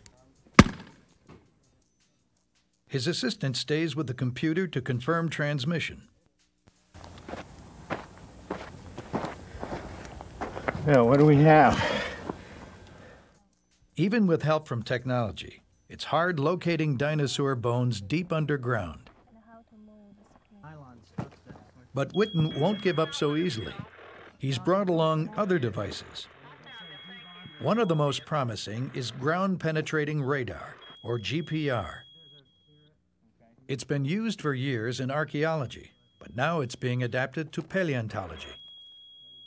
Instead of sound waves, GPR beams radio waves into the Earth. Radio waves respond to the chemical composition of an object instead of density, and the results are easier to read. If the waves hit an object underground with the chemical composition of bone, they'll bounce back to the surface, showing up as an isolated blip on the computer screen.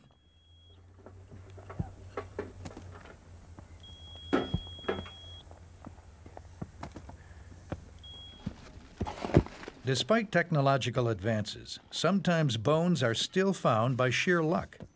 Cifelli found a few more while bulldozing the site. We just stopped just in the nick of time with a bulldozer. Yeah. That came down to like about this level, right where we had those bags. We'd gone another 3 or 4 inches, this would have been hamburger. If Witten's work proves successful, it will prevent close calls like this and revolutionize dinosaur hunting. But the use of geophysics in dinosaur exploration is in its early stages, and this time the giant's bones have proven elusive, so the challenge will have to wait. With further refinements, Witten is confident that his technology will be a wave of the future that will help us see deep into the past. The subtle designs of plant-eating dinosaurs don't yield clues easily. But today's technology has aided in piecing together the adaptations and behaviors that allow them to flourish in a world of vicious predators. In the end, it's the energy and imagination of men and women that have helped us to better understand these unique dinosaurs and recreated a world that was lost millions of years before the first human walked the earth.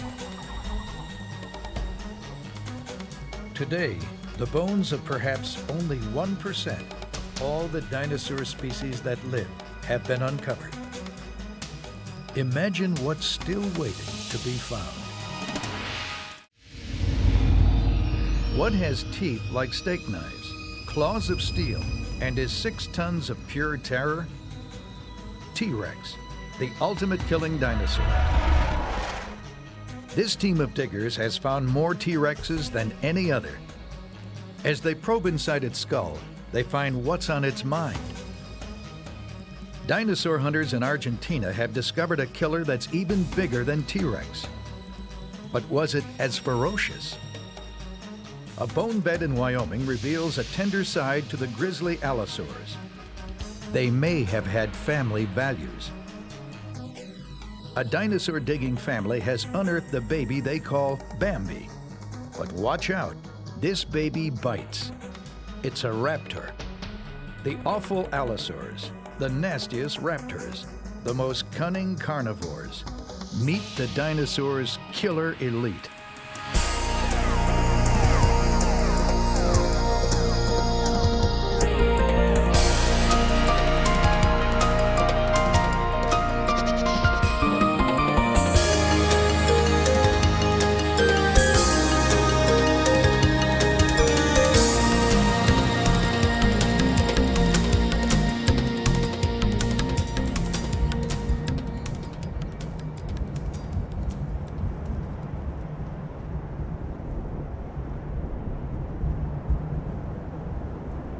In the desolate badlands of South Dakota, a team of diggers searches for something nearly as precious as diamonds.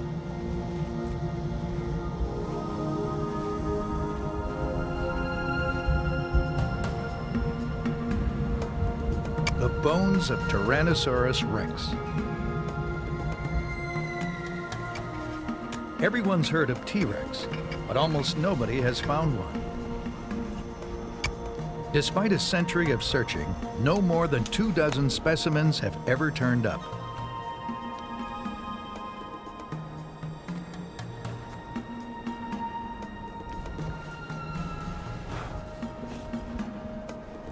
But this team has found more T-Rexes than anyone else. They're from the Black Hills Institute, a private fossil hunting operation headquartered in Hill City, South Dakota. Since 1990, they've uncovered 5 T-Rexes, including 2 of the most complete and largest skeletons anyone has ever seen.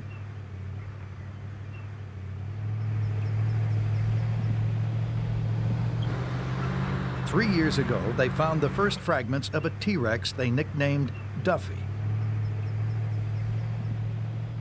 This year, they're back to recover the rest of this once mighty meat-eater. Tyrannosaurs were armed with slashing claws and jaws bristling with 6-inch serrated teeth. They belonged to a group of meat-eating dinosaurs called theropods, meaning beast foot. Common features were a 2-legged stance and 3 main toes on their hind feet.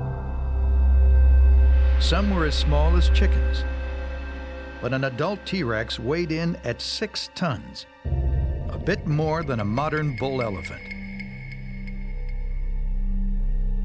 They lived near the end of the dinosaur era, the late Cretaceous, from 80 to 65 million years ago. On T-Rex's trail is a team led by dinosaur hunter and Black Hills president Neil Larson, now a veteran of 5 T-Rex digs. Finding Duffy's bones is proving difficult. After 3 seasons, only 25% of the skeleton has been unearthed. Many of the large leg and backbones are still missing. So is much of the head.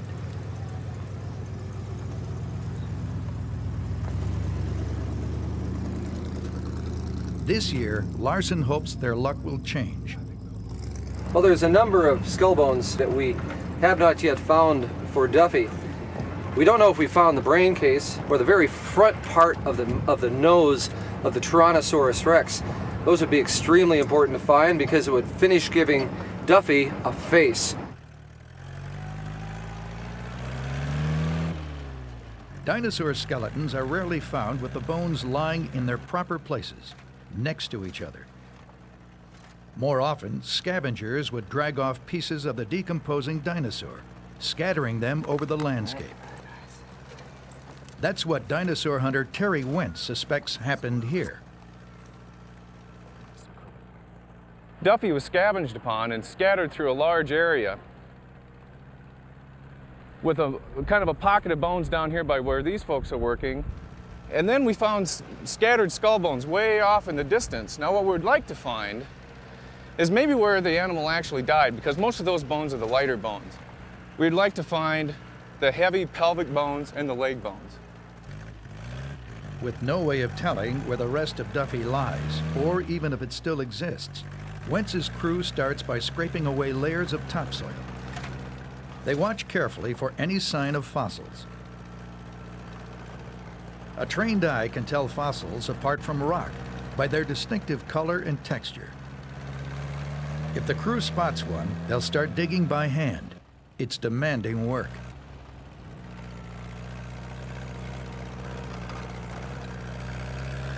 Soon the team uncovers an exciting fossil, but not a dinosaur. They found the remains of a giant sequoia tree. It testifies to how drastically the parched badlands have changed since T-Rex's day, when they were covered by a lush forest. Deep in this forest, 68 million years ago, a Tyrannosaur died. Scavengers moved in, ripping away its rotting flesh and scattering its bones. Eventually, the earth covered them up, locking them underground for millions of years. Today, rain, snow, and wind have eroded the ground, and the bones lie just beneath the surface, waiting for the Black Hills crew to uncover them again.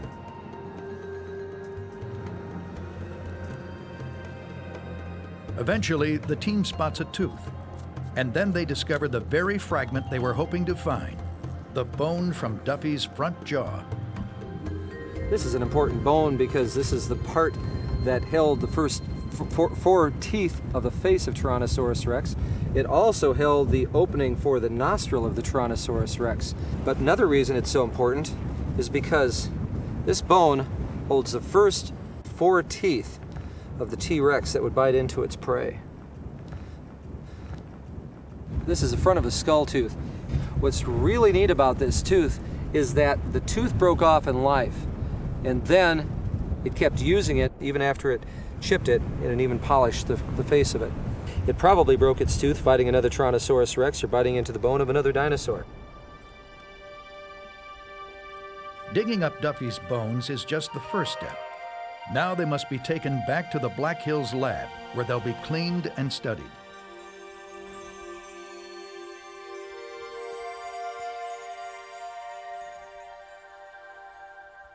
Everyone in Hill City, South Dakota knows how to find Black Hills Institute. Locate the sign with a burger-eating dinosaur and look across the street. You'll see a Tyrannosaur skull guarding the entrance. Most of the time, Hill City is a quiet town, but in 1992, it became the center of one of the hottest dinosaur disputes of all time. On May 14th, a dozen FBI agents, the National Guard, and local police carried out a surprise raid.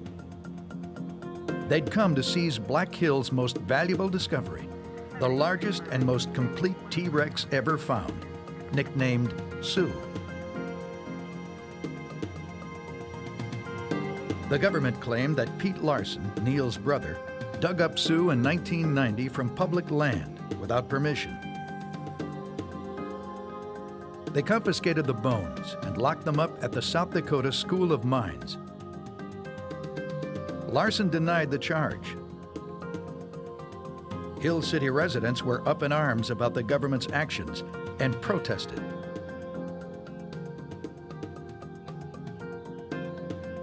It didn't help. Pete Larson went to trial.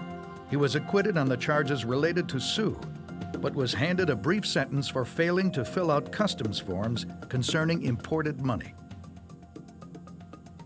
In 1997, Sue was turned over to Sotheby's for auction. And I begin with a bid of $500,000, Deputy. Black Hills tried to buy her back, but was outbid. They couldn't match the record $7.6 million she was sold for. Fair warning then, $7,600,000. Up here. $7,600,000. Though there's been nothing quite like the battle over Sue, the hunt for T-Rex has often stirred up controversy and attracted colorful characters. Men like Barnum Brown, who found the very first T-Rex almost a century ago. He would turn up in the dusty Badlands sporting an elegant raccoon coat and polished boots. They said he could smell fossils. In 1902, Brown spotted a small bit of bone on a Montana hillside. The rock was so tough he had to blast it with dynamite. But what he revealed was astonishing: the remains of a gigantic carnivorous dinosaur. At the American Museum of Natural History, where Brown worked, they unpacked the stupendous fossils and dubbed the new find Tyrannosaurus rex, the tyrant lizard king. Eventually, Brown found another specimen, while the museum assembled the first ever skeleton of a Tyrannosaurus. The legend of the killer T-Rex was born.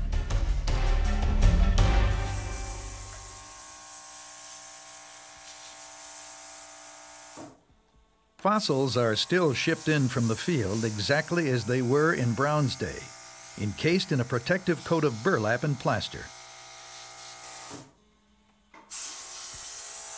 Beneath that coat, the fossils still lie embedded in fragments of rock. Freeing them is where the hard work of the Black Hills lab begins.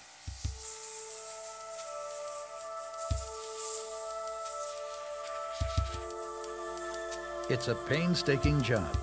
Careless preparation could destroy subtle surface details of the bones, such as marks of disease or injury.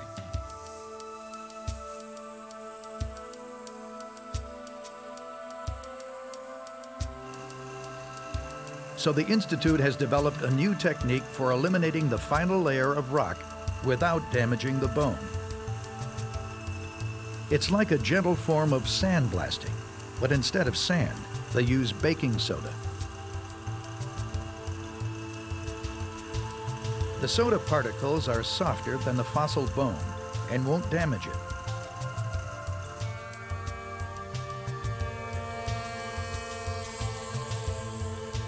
But even with modern techniques, it can take a team of 20 people a year to clean a single large dinosaur.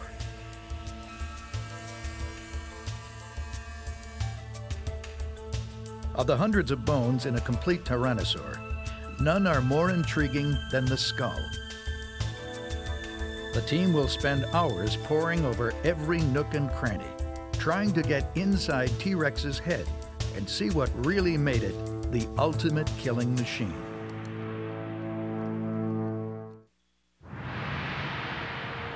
It's 68 million years ago, and T-Rex is on the move. It's picked up the scent of its prey. But is it a mindless marauder or a cunning killer? Though we can't put ourselves inside the mind of T-Rex, we can get inside its fossilized skull. Neil Larson of the Black Hills Institute has studied the brain case and the subtle clues it reveals about T-Rex intelligence. This is the inside of the brain case of a Tyrannosaurus rex. By studying the different nerve endings and looking at the outside of the skull, we can see and figure out how large the brain case of the Tyrannosaurus rex is. This is a cast of a brain from a juvenile Tyrannosaurus rex. An adult T-Rex would have a brain about twice this size. Even though the Tyrannosaurus rex had a large-sized brain, it was not as large as a human's. The purpose of the brain was to serve for reflexes, so it could hunt, so it could fight, so it could sleep and figure out if it was hungry, and for mating. But it did not have the mental capacity that it needed if it was to look at the stars and wonder what was going to happen next. It didn't have to appreciate good music. All it had to do was survive in a world of dinosaurs. While T-Rex was no intellectual, its brain was larger than any of today's reptiles, and it was bigger than almost all other dinosaurs, like the plant eaters it tracked down. But just how well that brain could perceive the world around it is a matter of debate.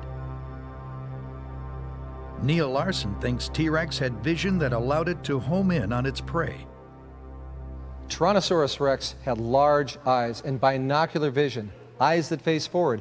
Unlike plant eaters whose eyes were off to the side, Tyrannosaurus rex eyes looked straight ahead at what it was after, just like that of eagles and like that of the world's greatest predators, humans. It could follow its prey, and it also had depth perception, so it knew exactly what distance the prey was.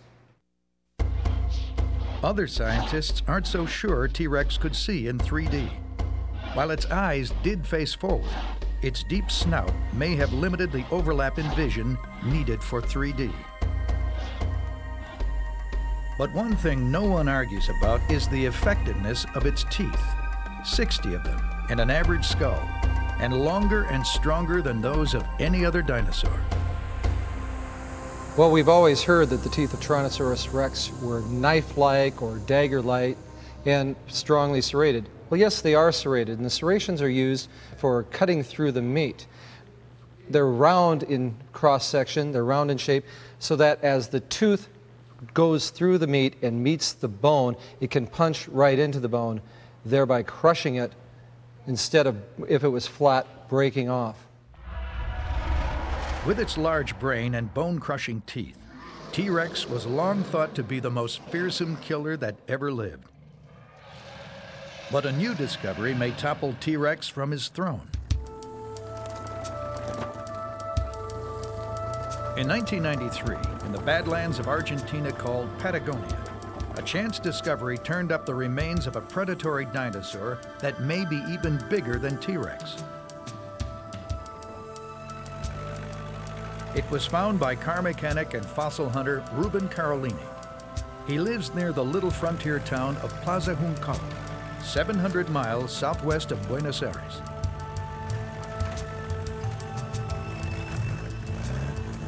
While fossil hunting in his homemade dune buggy one day, he stumbled across a huge bone. At first, he thought it belonged to a giant plant-eating dinosaur and contacted paleontologist Rodolfo Correa at Plaza Juncal's local museum. Correa and a colleague inspected the bone and quickly realized it didn't belong to a plant eater, but to a giant carnivore. They named the great beast Giganotosaurus carolini in honor of its discoverer. This 2-foot bone comes from the creature's massive lower jaw. The complete skull is 6 feet long, the longest of any dinosaur ever found, and a foot longer than T-Rex's. In March 1996, less than 2/3 of the creature had been recovered. Parts of the jaw and tail, as well as the front arms and claws, were still buried, leaving many questions unresolved. So Correa and his crew of 5 set out on the final lap of their momentous search for the biggest meat eater of all.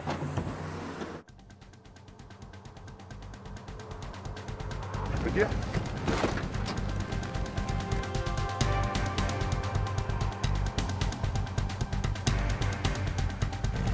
Never passing up a chance to find more of his discovery, Carolini joins the expedition.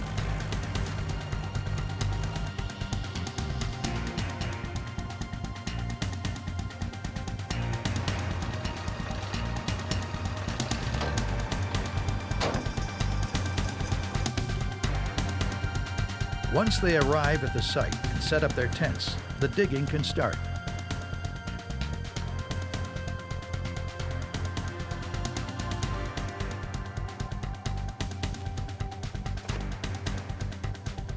Helping the team is visiting American dinosaur hunter Nate Murphy. On the first day, Correa's luck is in. The crew finds part of the skull called the premaxilla, a bone that holds Giganotosaurus's front teeth and forms its snout. It's an important find. Now Correa can piece together the dinosaur's face. It's bigger than I thought. It's kind of a Jimmy Durante of theropods. Right. Big. Right. Big nose. It's the last missing piece from Giganotosaurus's 6-foot-long skull, and a face they won't forget in a hurry. It definitely wouldn't have won any beauty contests. Would have made T-Rex look like a prom queen. The nasal bone would be this, in essence, to us. So we've got this big, ugly nasal processes running right down to the opening of the nose. You know, just gnarly, bumpy stuff. And then these huge teeth hanging out. I'll tell you, it'd be your worst nightmare. This thing is ugly.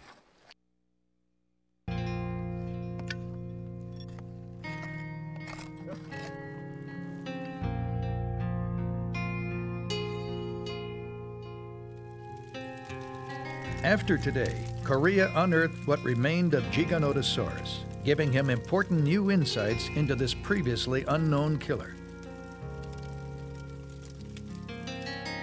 Giganotosaurus was at least 3 tons heavier and 3 feet longer than the biggest tyrannosaur. Though at a glance it looks like T-Rex, there are enough differences to suggest they weren't closely related. Giganotosaurus had a smaller, narrower brain. Its razor-sharp teeth were adapted for slashing flesh, not crushing bone. With its thicker bones and massive tail, it may have been a more powerful fighter. But the two would never have battled face to face. Though both come from the Cretaceous period, 144 to 65 million years ago, Giganotosaurus lived in the early part, 30 million years before T-Rex's time. Giganotosaurus has emerged as a truly remarkable beast, a grotesque killer even larger than T-Rex. But perhaps Correa shouldn't be surprised by his creature's uniqueness. Dinosaurs, unlike any others, keep turning up in Argentina.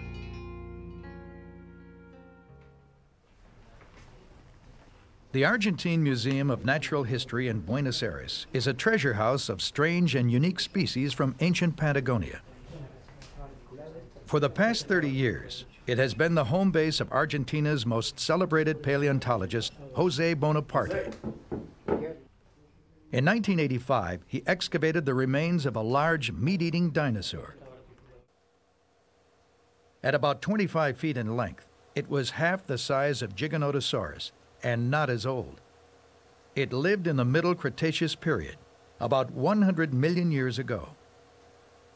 But as Bonaparte quickly realized, it was more bizarre than other carnivorous dinosaurs. El dinosaurio más raro, más extraño que hemos encontrado. This is the strangest dinosaur we have. Que fue encontrado hace 10 años. It was found 10 years ago in northern Patagonia. Y que tiene. The oddity about this dinosaur are these two front horns, along with these very carnivorous teeth. A la presencia de dientes muy carnívoros. This dinosaur also had a shorter snout than other meat-eating dinosaurs. It reminded Bonaparte of a bull, so he named the creature Carnotaurus, or carnivorous bull lizard. No other meat-eater has horns like Carnotaurus. Bonaparte thinks they weren't hunting weapons, but evolved for sexual display, like the antlers of stags. Perhaps male Carnotaurs locked horns when they competed for females. Carnotaurus represents a bizarre offshoot of the meat-eater's family tree. But in Argentina, it's not just exotic branches that are found. The possible roots of the family tree have been discovered here, ancestors that would eventually give rise to the most famous killer of all time, T-Rex. Dinosaur hunters have long hoped to find traces of the earliest dinosaur. A creature that would be the common ancestor of all the later dinosaur groups, including the giant meat-eating theropods like T-Rex. To hunt for dinosaur origins, they come to Ishigualasto, the Valley of the Moon.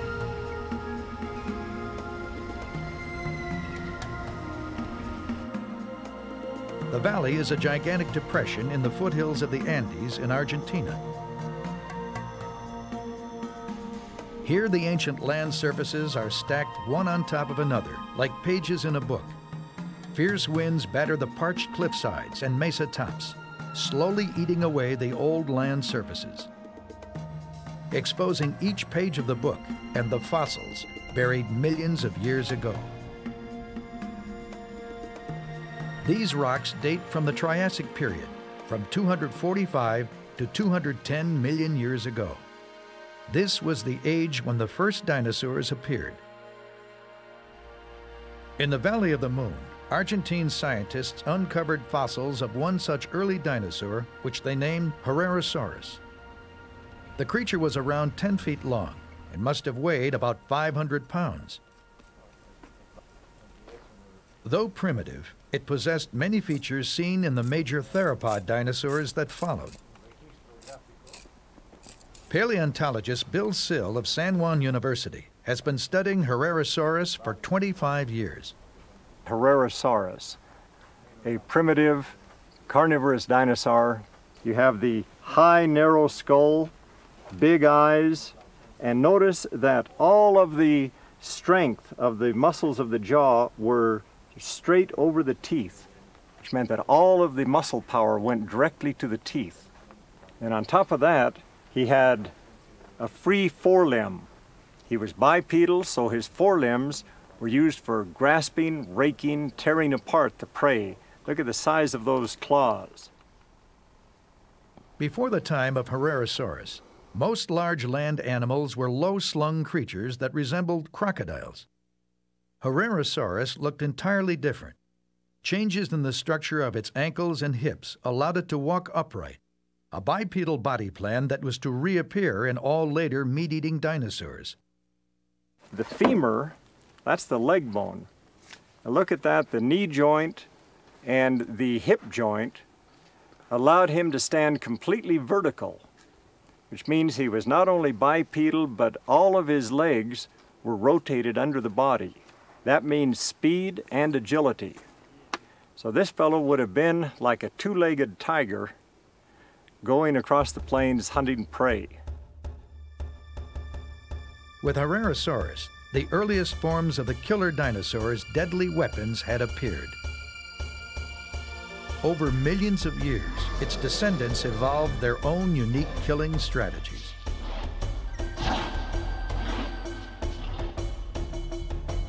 In northwestern Montana, they found the remains of one such descendant. And while they're uncertain of the exact identity, it looks like it could be Velociraptor, a small but chillingly efficient killer.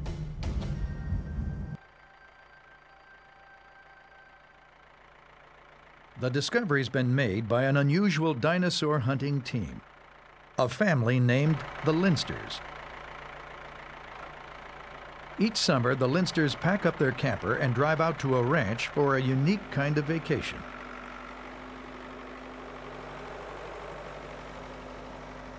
Who needs the beach when you have your very own dinosaur quarry?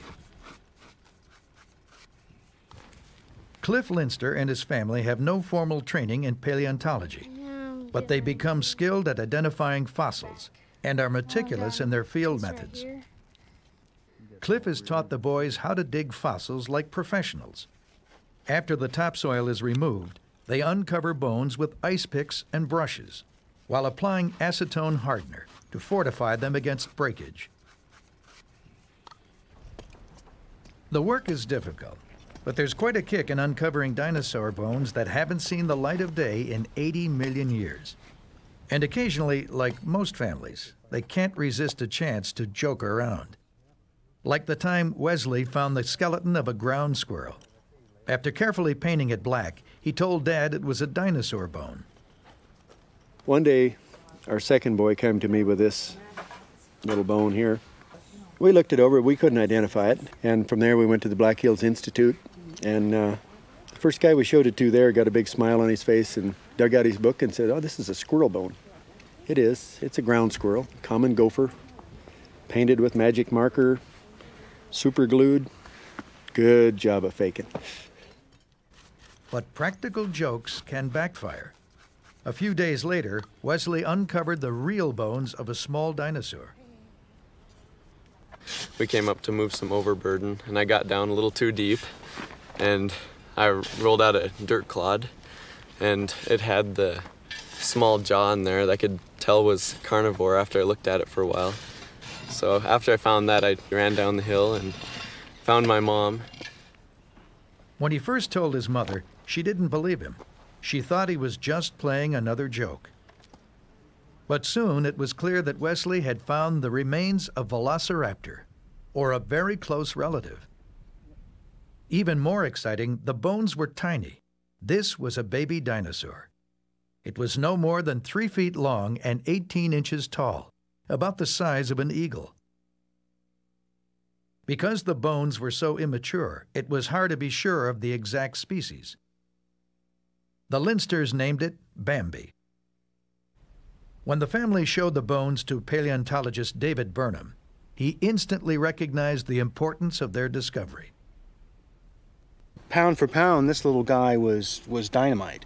And these bones are so important because the fossil record for small theropods is very rare because the bones are lightly built and therefore don't usually preserve very well.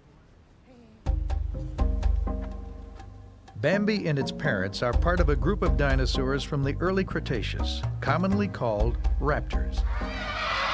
Lightly built, they probably leaped feet first at prey, using their stiff tails for balance and their retractable toe claw to rip open flesh with a single stroke.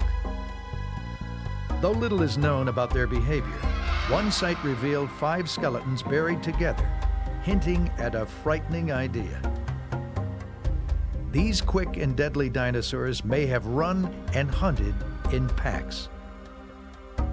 With Bambi, we may learn even more about raptors. The Leinsters managed to find 90% of the skeleton, making it quite possibly the most complete of its kind ever found.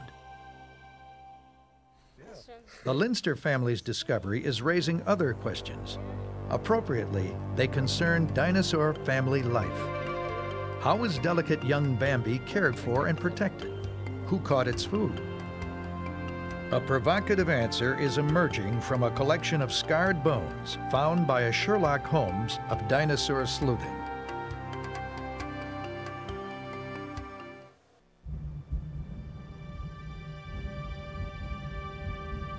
This is Como Bluff in Wyoming, a fossil gold mine ever since railroad workers found the first bones here in 1877.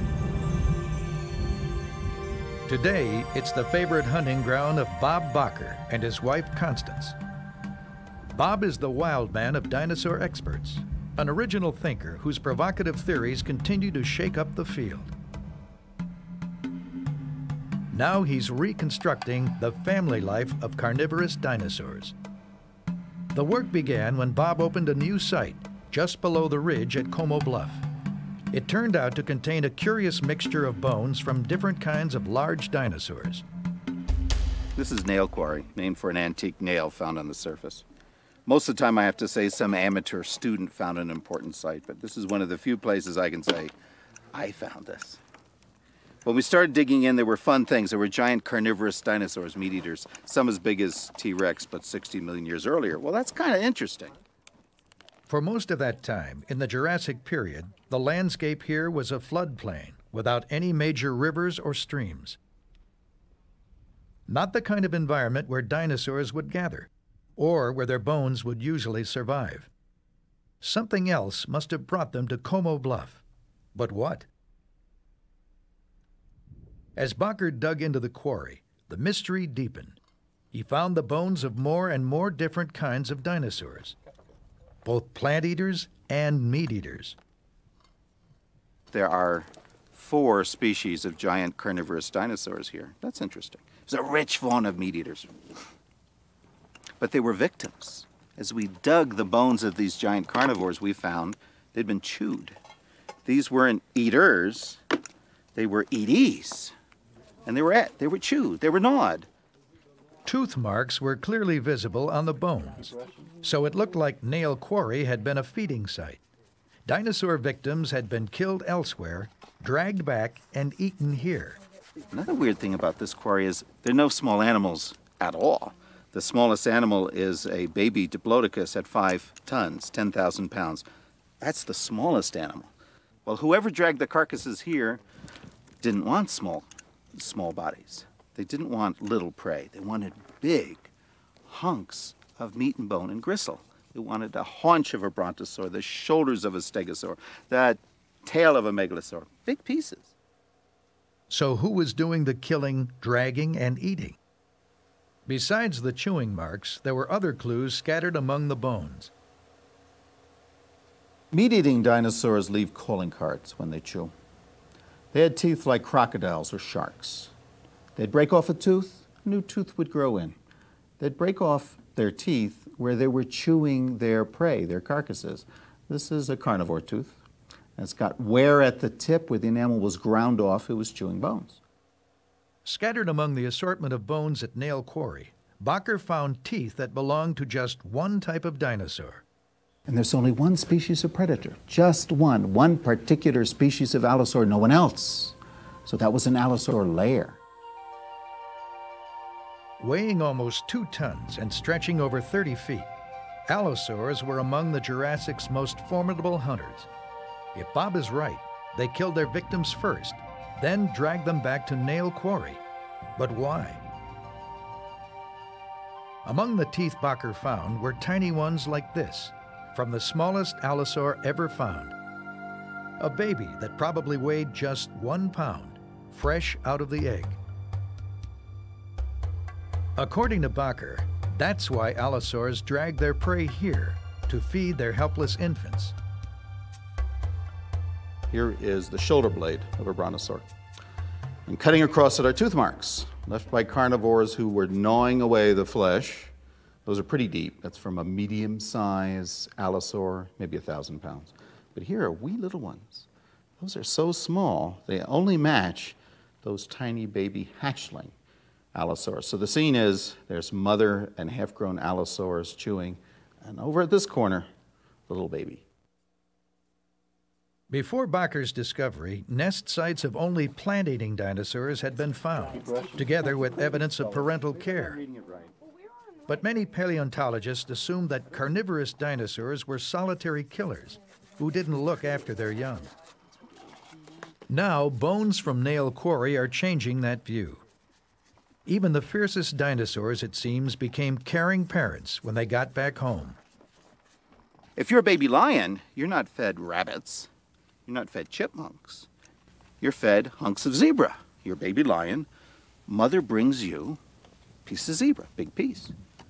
But if you were a baby allosaur right here in this part of Wyoming, you wouldn't be fed a little chipmunk-sized dinosaur, and you didn't have to hunt for yourself. You just had to wait for mom, maybe your aunt, maybe dad, to drag in the latest 2-ton hunk of meat, and then you could sit right here and gnaw to your little baby allosaur's heart's content. In his reconstruction of the allosaur feeding site, Bacher's passion for understanding how dinosaurs behaved is evident. All paleontologists ultimately strive in their own way for a similar goal: to reconstruct the lost world of dinosaur behavior. With 5 T-Rexes under their belt, the team at Black Hills Institute are in a unique position to test ideas about how carnivorous dinosaurs lived and died. This is Stan, a T-Rex discovered in South Dakota in 1992, the second most complete skeleton ever found. Stan is a world traveler, newly returned from a tour of Japan. While he's on the road, Stan looks more like a giant erector set than a dinosaur.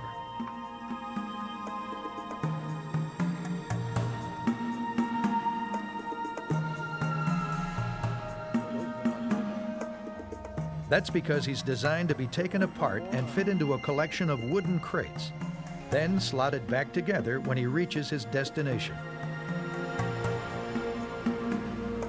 Each bone is the original fossil. Black Hills has used all of its knowledge of T-Rexes to restore and mount Stan. Anatomically, he's probably the most up-to-date version of a T-Rex in the world today.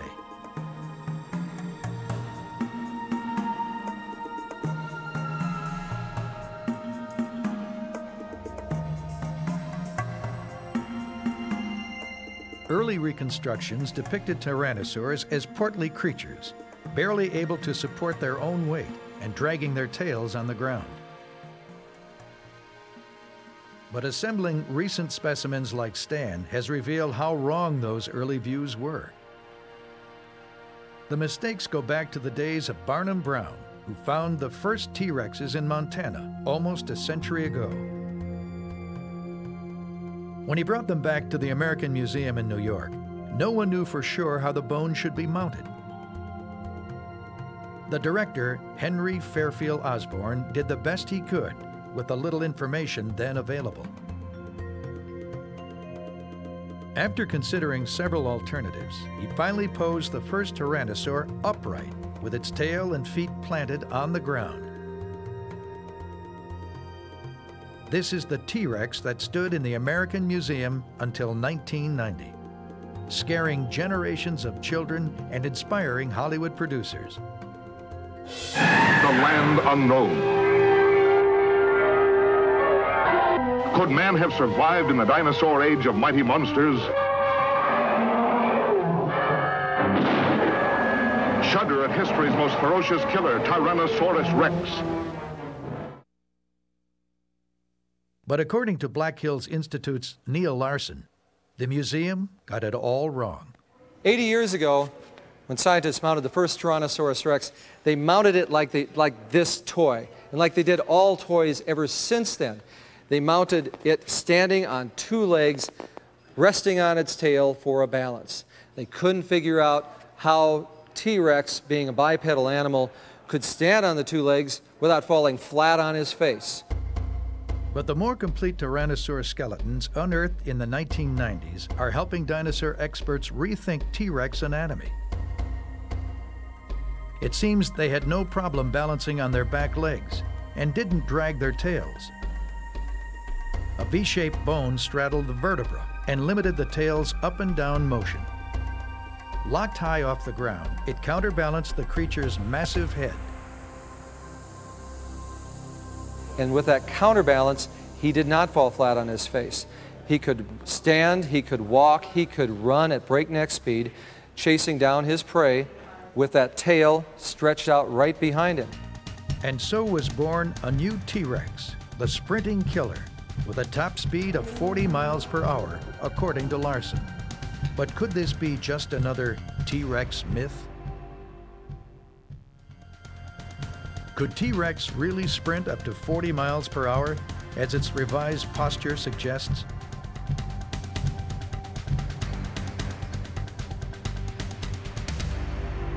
To find out, you might come to Montana and look up Matt Smith, a renowned dinosaur sculptor.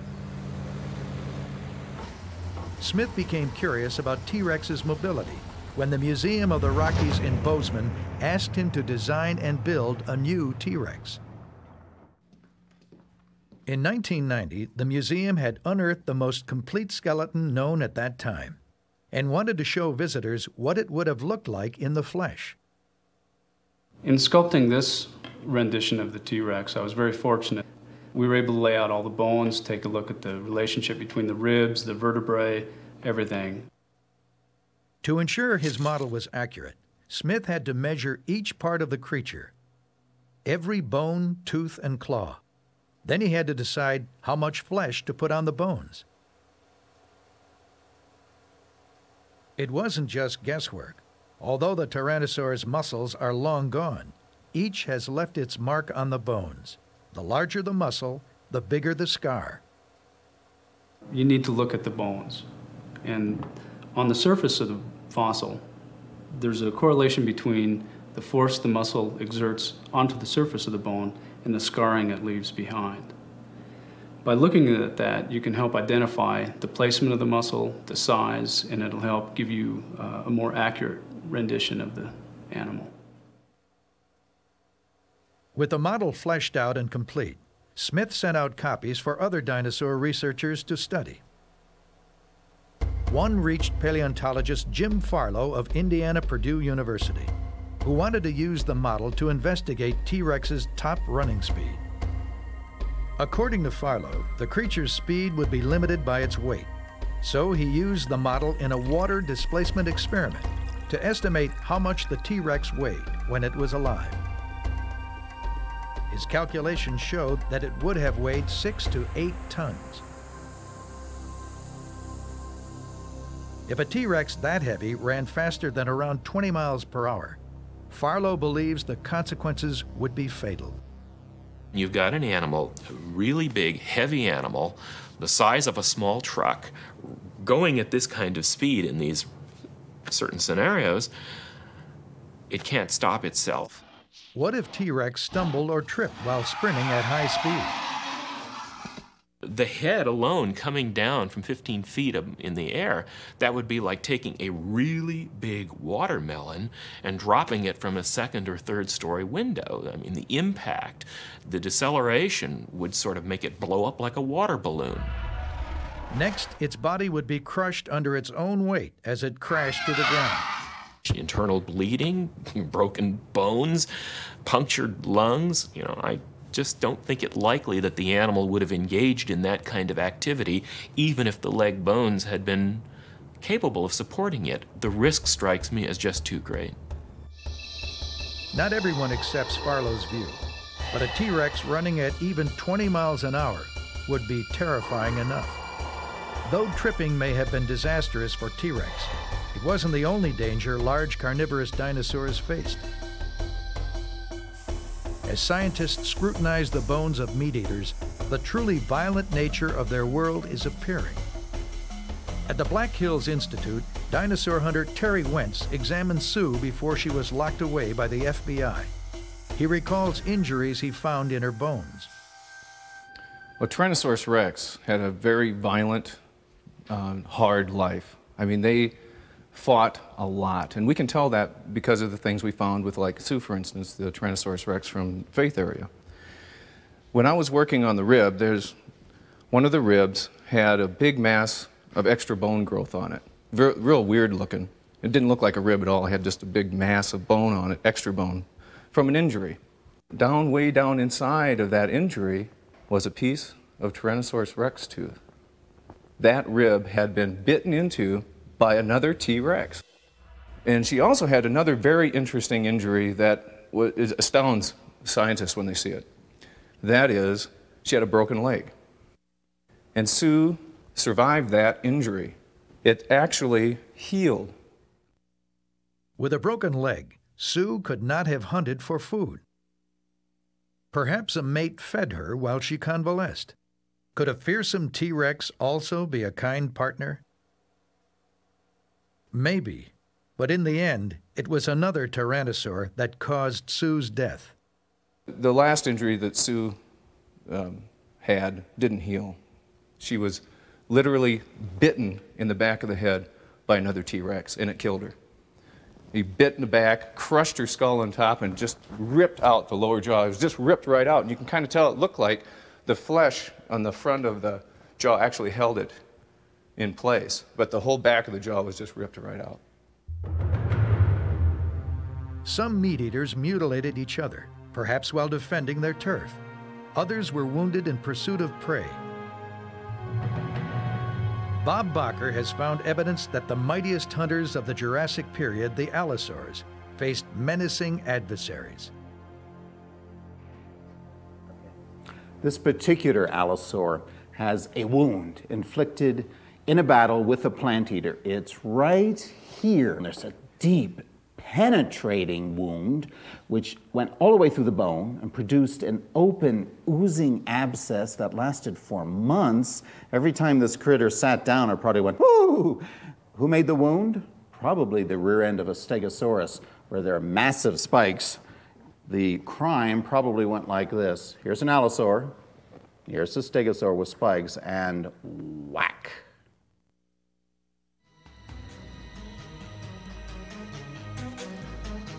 As the slow work of freeing their secrets from the rock continues, the true lives of the meat-eating dinosaurs are coming to light.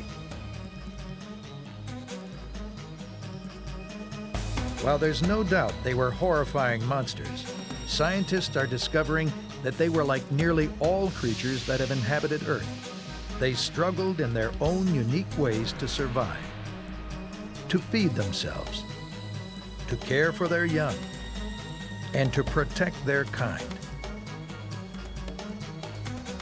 As more new discoveries are made and more bones interpreted, the killer dinosaurs are becoming more fascinating than ever.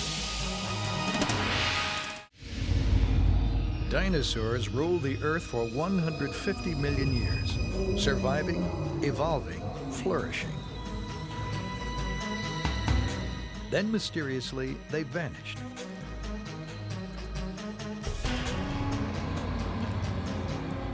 To find out why, scientists search the void of outer space.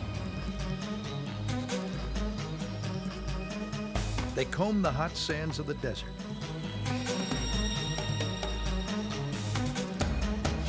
And they plumb the depths of the ocean.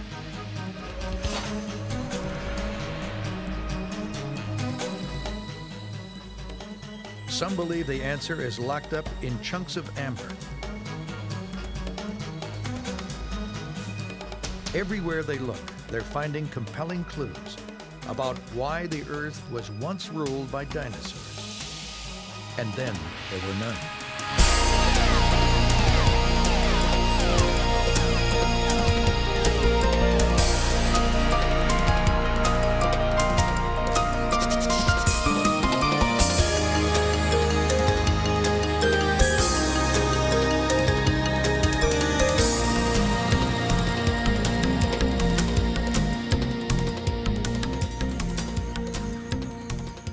65 million years ago, the world was teeming with dinosaurs. But then an unimaginable disaster happened. A giant asteroid came screaming toward Earth at 60,000 miles per hour.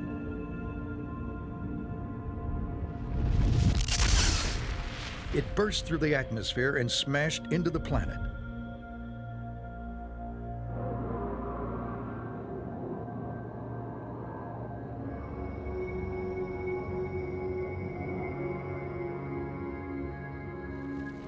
Fiery debris was thrown thousands of miles, causing death and destruction.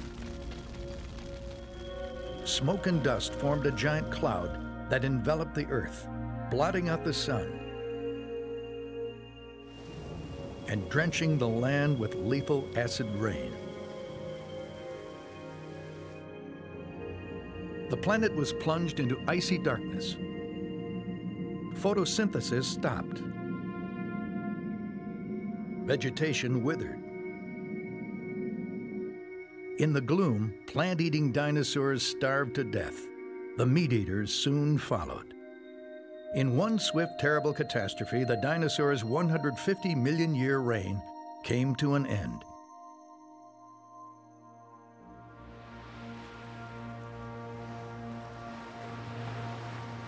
It's a compelling story and a popular notion. But is that the way it really happened? Many scientists believe it's only part of the story. They feel that an asteroid impact alone couldn't have caused the extinction of the dinosaurs. Their quest for a hidden lethal factor behind the extinction has led them to look in the most unlikely places, even the bottom of the ocean.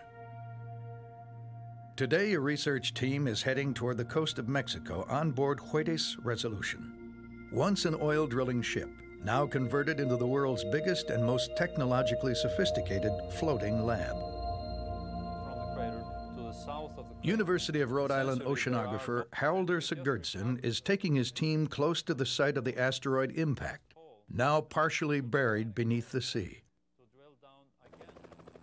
He's convinced that the only way the blast could have wiped out the dinosaurs was if it struck extremely rare terrain. To prove it, he's searching for something peculiar in the sediment where it hit, something that made the effects of the explosion more deadly to the dinosaurs than the impact itself. The team will use the ship's massive drill probe to bring up narrow columns or cores of sediment from the ocean floor. Each core consists of dozens of seabed layers that accumulated gradually over millions of years.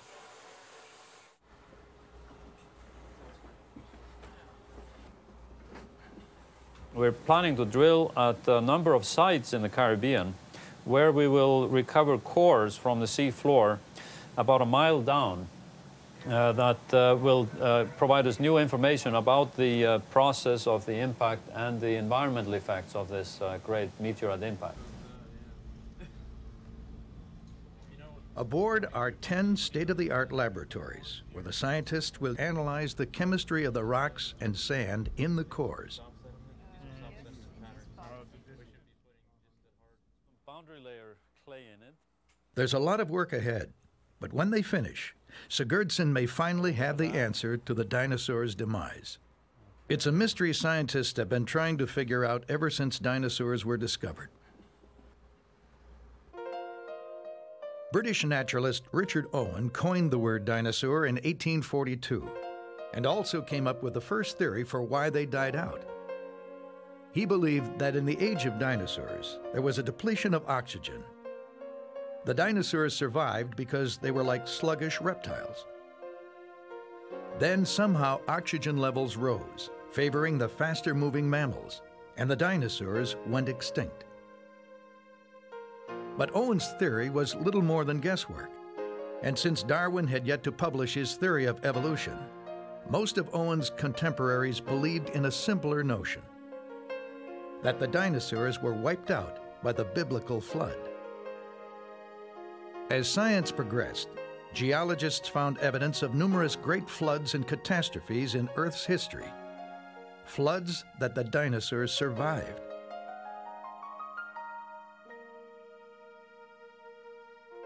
At the turn of the century, another idea emerged, that the dinosaurs, like all other extinct creatures, were meant to die out and give way to more advanced forms.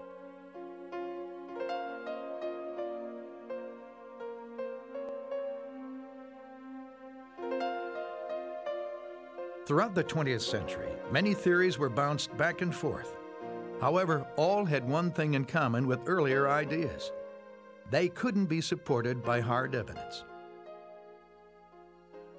Then, in 1978, in a limestone gorge in central Italy, a geologist named Walter Alvarez made a discovery that took the dinosaurs' extinction out of the realm of guesswork. Alvarez noticed a strange thin dark line of clay between two layers of sediment, dating back roughly 65 million years. Below the unusual clay is limestone from the Cretaceous, a period in which the dinosaurs were thriving. Above it is the Tertiary period, when all the dinosaurs and many other life forms disappeared from the fossil record. Because the layer divides these two geologic periods, it's known as the KT boundary. The C was changed to K because C had already been used to describe another geological time period. Alvarez brought a sample of the thin clay layer back to the lab for analysis. There, his team discovered something strange. It had over 30 times the normal concentration of a rare metal called iridium. Stranger still, other researchers soon reported the same clay layer at sites around the world, always loaded with iridium. Then, with the help of his father, a Nobel Prize-winning physicist, and other colleagues, Alvarez came up with a daring new theory.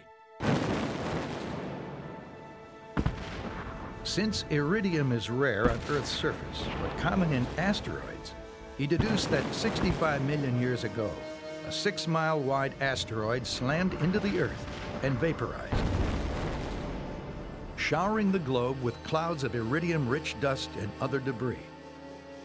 Because this phenomenon coincided with the extinction of the dinosaurs, they developed the now well-known scenario for the dinosaurs' sudden death by a killer asteroid. But critics were quick to point out that iridium at that level isn't found only in asteroids. It's also in the Earth's core. So maybe the dust clouds spewed from volcanic eruptions. Scientists have found evidence of extraordinary lava flows in India that coincide with the dinosaur extinction. But it's uncertain whether the eruptions were vast enough to cause worldwide extinction. Meanwhile, if Alvarez and his supporters wanted to prove their case, they needed to find a huge crater somewhere on Earth's surface.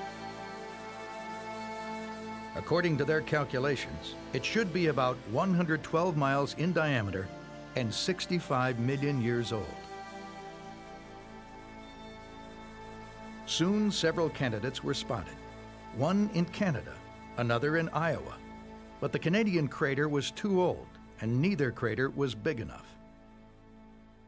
Then, in 1990, the elusive crater was finally discovered just off the coast of Mexico's Yucatan Peninsula, mostly beneath the Caribbean Sea. It was named the Chicxulub crater. Though the crater had been found, a crucial question remained. Was the impact alone enough to cause the extinction of the dinosaurs and half the life on Earth? The team aboard the Juarez Resolution is out to prove that it wasn't.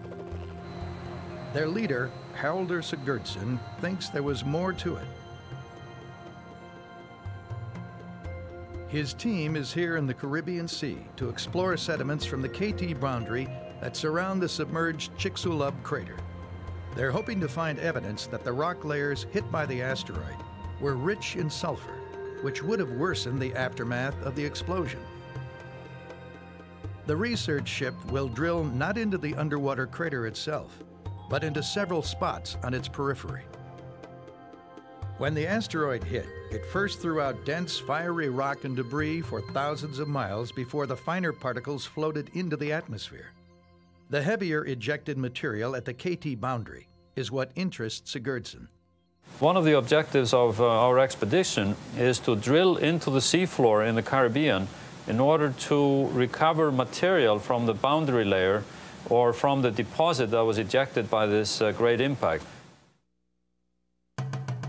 The drill team pushes a pipe thousands of feet long through a hole in the bottom of the ship. On the end of the pipe is a drill bit with super hard tungsten carbide teeth that can chew through rock. A sonar beacon sends sound waves to the ship, guiding the drill into a cone already set on the seafloor. To reach a mile down, they have to assemble the pipe on board, linking 100-foot sections together one by one.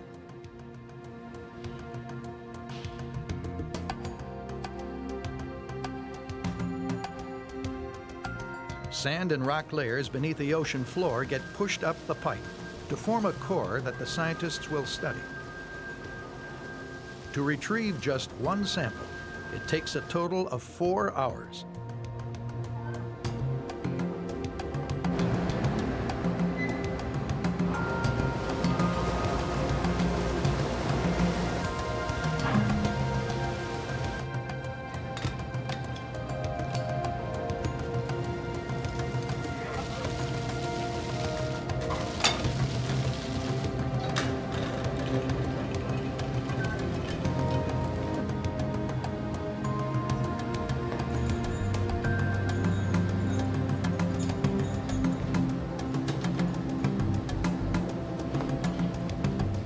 When they pull the drill back to the surface, the core will have the same layers in the same order as the undersea rock itself.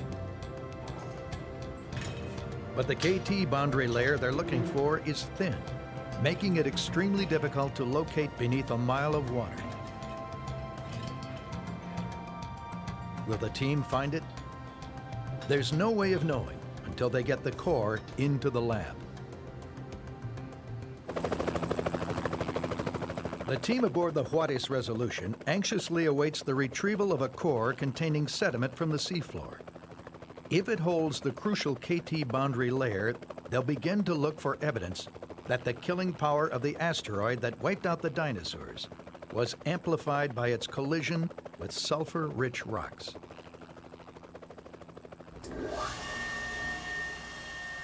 After the core is recovered and cut into manageable sections, it's sliced down the middle at the splitting station.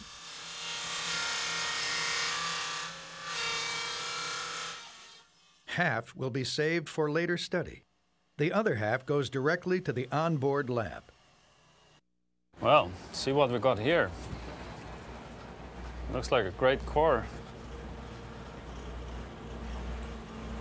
Now, Haraldur Sigurdsson and his team can examine the core to see if it contains the dark clay boundary layer. The drilling was a success. If this is the tertiary limestone, the layer is right there in the middle of the core. In order to pin that down. Well, we need to get a sample from somewhere down in here. We should see. It might be in the upper part of this. One end is from the Cretaceous period, when the dinosaurs were still alive. The other end is from the Tertiary, after they died out. And in between is the KT layer that marks the dinosaurs' last days on Earth. But Sigurdsson leaves nothing to chance. He has to be sure that he's really found debris thrown from the impact. For that, he'll study a sample under the microscope to look for the unmistakable signs of an asteroid explosion.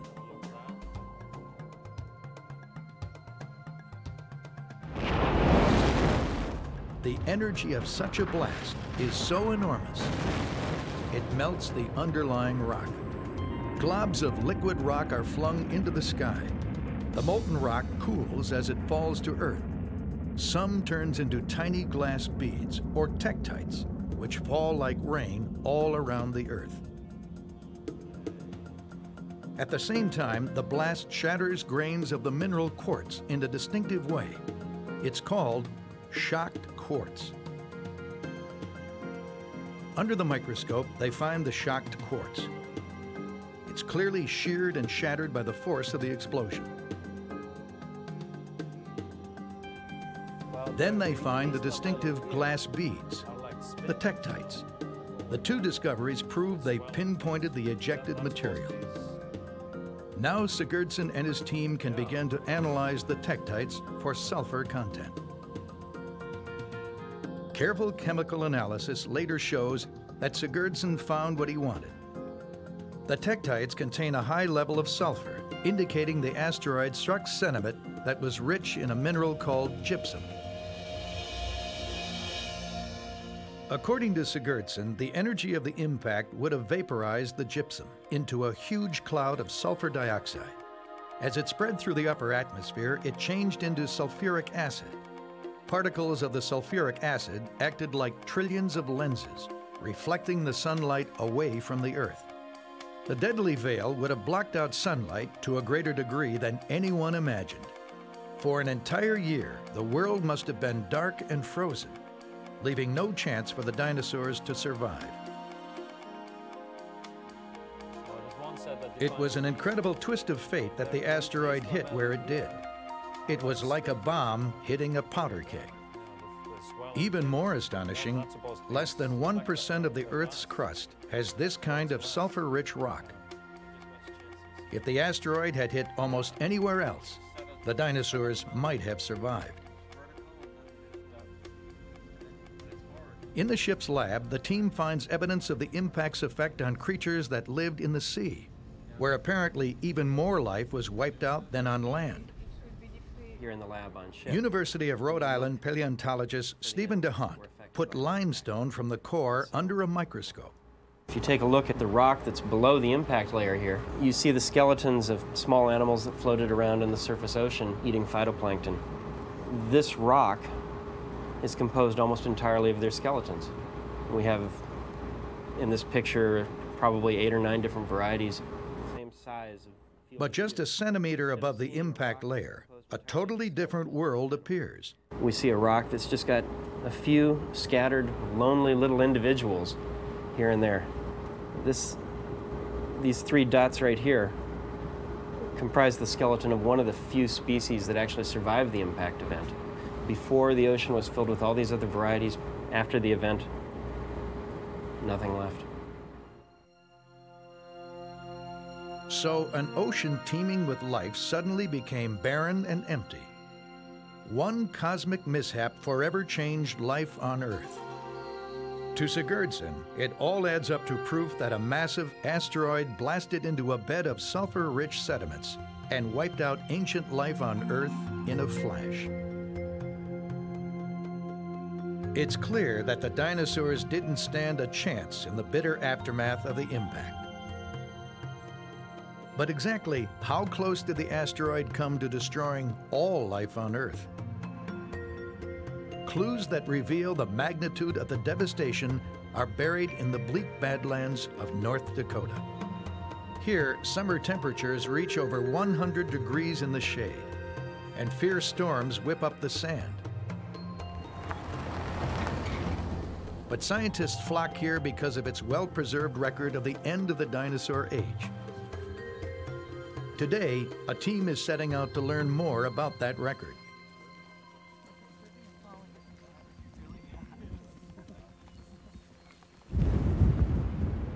Leading them is Kirk Johnson, a paleobotanist from the Denver Museum of Natural History.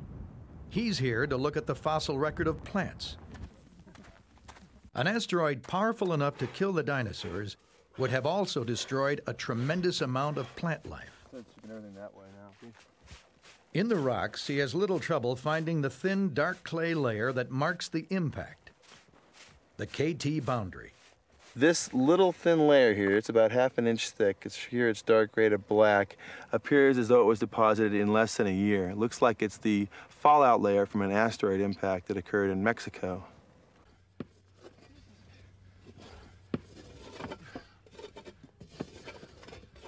With the impact layer identified, Johnson and his crew search for plant fossils. To him, they can actually reveal more than dinosaur bones. The plants that grew with the last dinosaurs actually tell you a lot more about the late Cretaceous period than the dinosaurs themselves, because plants are a much more integral part of the landscape. When you walk outside, for instance, what do you see? You don't see lots of animals running around. You see vegetation, plants, trees, grass. To get a clear picture of what happened to the vegetation at the KT boundary, the team must find a wide sample of plant fossils. We have to set the stage. We have to build the late Cretaceous world before we destroy it. And the destruction of that late Cretaceous world is what happened right at the KT boundary. And what we're trying to do here is reconstruct the vegetation, the landscape, the environments of the late Cretaceous, understand its climate. Then what we do is climb up the hill, we cross the KT boundary, we do the same thing in the early tertiary period, and we compare before and after. The team first works in sediments from the late Cretaceous period, the time just before the impact. They'll soon find out what kind of landscape the dinosaurs roamed in and what happened to it after the asteroid hit.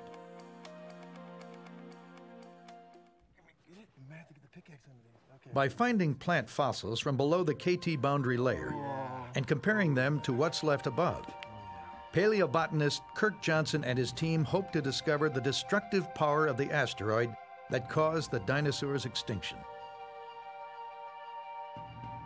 As the soft rocks from the late Cretaceous layer are pried open, they reveal a variety of fossilized leaves. Impressions of plants that once provided food and shade for the dinosaurs are exposed for the first time in millions of years. Most are broadleafed, like relatives of avocado, cinnamon, and lotus plants. All are subtropical species. Even a palm tree turns up.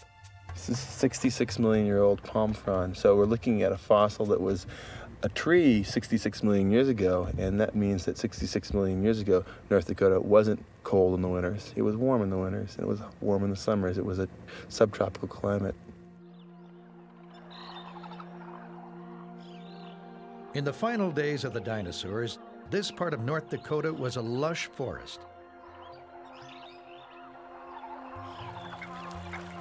And the soft sandstone the fossils are found in tells Johnson that a stream once ran through this area. The fossils formed when leaves dropped into the stream and were buried by sand. Over time, the stream dried up and sandy layers slowly turned to rock, while minerals entered into the leaves and turned them into fossils. What's left millions of years later is a record of the once green and steamy landscape that dinosaurs lived in. But then the asteroid hit, and everything changed. After the boundary, the plant species diversity plummets. It's a real barren wasteland up there. I mean, it's still forests, but the forests have 5 or 6 different kinds of plants. Down here in the Cretaceous, 60 or 70 species of plants. Having collected more than 20,000 fossil leaves from above and below the KT boundary, Johnson calculates that 80% of the plant life here disappeared after the impact. Proof that the asteroid wiped out not just the dinosaurs, but entire ecosystems. Still, a mystery remains. Many small creatures made it through the crisis. Unlike dinosaurs, their fossils appear above the KT boundary.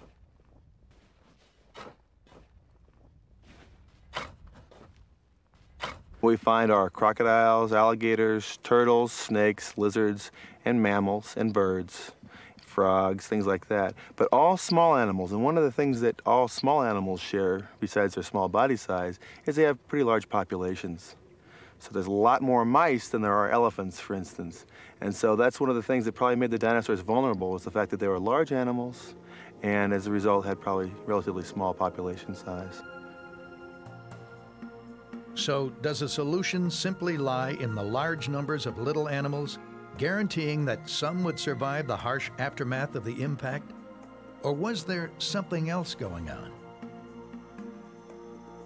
Even today, the puzzle of the dinosaurs' disappearance remains unsolved. Scientists still bitterly dispute the cause. The asteroid theory may be popular, but many don't accept it. By probing further, they've found clues hinting at other agents of death and offer explanations as to why some creatures survived. At the Tate Museum in Casper, Wyoming, one of paleontology's most original thinkers, Bob Bakker, has devised his own solution by looking at the big picture. We dinosaur scientists have a KT fixation. There are conferences about the KT, there are books about the KT, there are TV programs about the KT. That's a bit of a mistake, because if you want to know why the dinosaurs died at the end of the Cretaceous, you got to put them in context. That wasn't the only ecosystem collapse. There were 5 or 10 or 15 others. You've got to study the KT by comparing it to the end of the Jurassic, and the end of the Triassic, and the end of the Permian, and the extinctions that hit animals long after the Cretaceous. Put the KT in context, and then you'll find out who killed T-Rex. Besides the dinosaurs, there have actually been at least 5 mass extinctions throughout the history of our world. In fact, extinction seems to be the rule. Many scientists agree that 90% of all creatures that have ever lived are now extinct. Studying these mass extinctions, Bakker found that they all had something in common. He uses the Jurassic extinction as an example. At the end of the Jurassic, this system collapsed. The top predators, the allosaurs, went extinct. Their prey, the brontosaurs, were nearly totally exterminated. The plant-eating stegosaurs became very rare. In the oceans, there were extinction. What did it? The pattern of dying is the same you see at the KT boundary, the end of the Cretaceous. In fact, every time there's an extinction on land, it happens the same way. The victim profile is the same. It's the big active predators and the big active plant eaters who die. There would be extinctions after the KT. There were extinctions before the Jurassic, and all of them have the same MO, modus operandi. You want to know why the allosaurs went extinct? You have to find the serial killer that attacks the land ecosystem. What caused the large dinosaurs to die at the end of both periods? According to Bakker, every extinction has coincided with a drop in global sea levels. This left land bridges connecting previously isolated continents. Dinosaurs that were living on a single landmass could then easily spread from one continent to another, but they carried with them latent diseases from their own habitats. When they came in contact with groups of dinosaurs from new habitats, diseases would be transmitted. Without immunities to new diseases, one group would be killed off by an epidemic. Eventually, entire populations would collapse. But what about the smaller animals? According to Bakker, it was easy for large dinosaurs to roam long distances across land bridges, but difficult for small animals. Even a shallow river could block their progress. With the big dinosaurs gone, niches opened up for those who hung on. In the hills of Como Bluff, Wyoming, Bakker has found evidence of survivors of the Jurassic extinction, which shows a similar pattern to the extinction at the KT boundary. The extinction of dinosaurs at the end of the Jurassic was an opportunity for other species. If you lived in fresh water, if you were a turtle or a crocodile, you enjoyed the event. Turtle evolution speeds up during this extinction time. And if you were something else, too, you enjoyed the event. If you were small and hot-blooded and furry, if you belonged to our class, the class Mammalia, your evolution, too, took advantage of this opportunity. So each time an extinction occurs, opportunities are created for the survivors.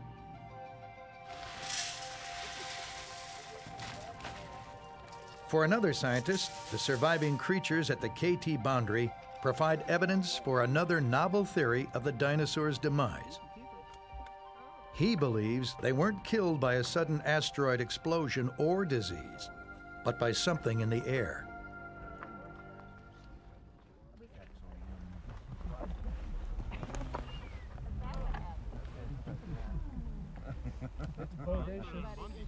Now we can just gently tease. Every summer, paleontologist Keith Rigby of Notre Dame University comes to the Badlands of Montana to hunt for fossils.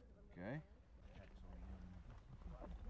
What he finds here tells a different story of the dinosaurs' extinction 65 million years ago. We're looking right here at what some say is the Cretaceous-Tertiary boundary, the black streak in the hillside right here. Some say this is where an asteroid hit the Earth, killed the dinosaurs, and everything was wiped out in more or less an afternoon. What we're finding out is that it's different than that. The startling evidence he's found is the product of extensive teamwork. His students and volunteers aren't looking for prize museum specimens.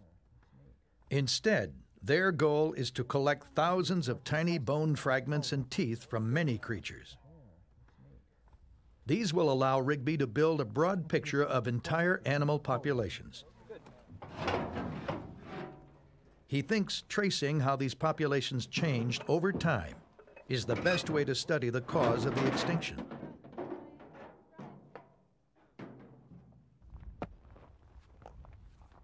It's demanding work. Every day, his diggers shovel out a couple of tons of dirt. But this is no ordinary dirt. It comes from near the KT boundary and contains hundreds of small fossils.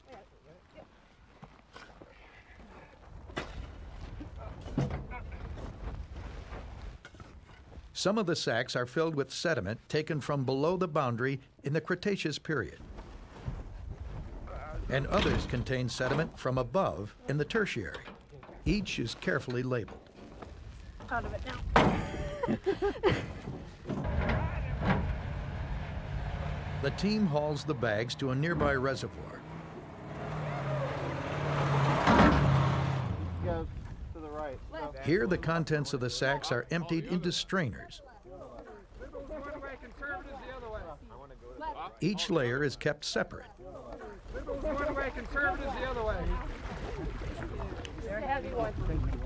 Next, it's time to head for the water.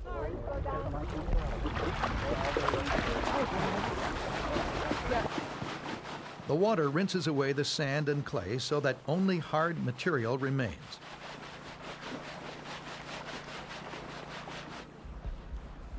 Mostly rock turns up, but tiny broken up fossil bones and teeth are also revealed.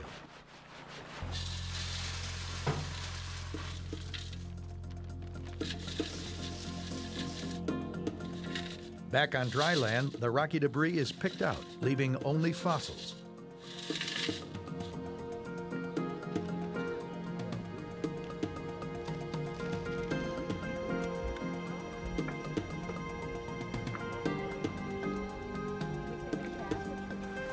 Finding these fragments is the hardest part of the work.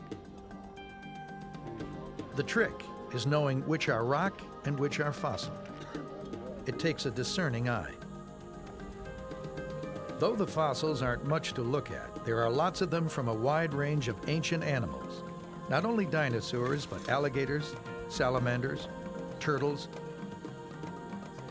even tiny mammals. Back in the lab, the bones are sorted according to whether they were found in Cretaceous or Tertiary layers. Then they're organized by species.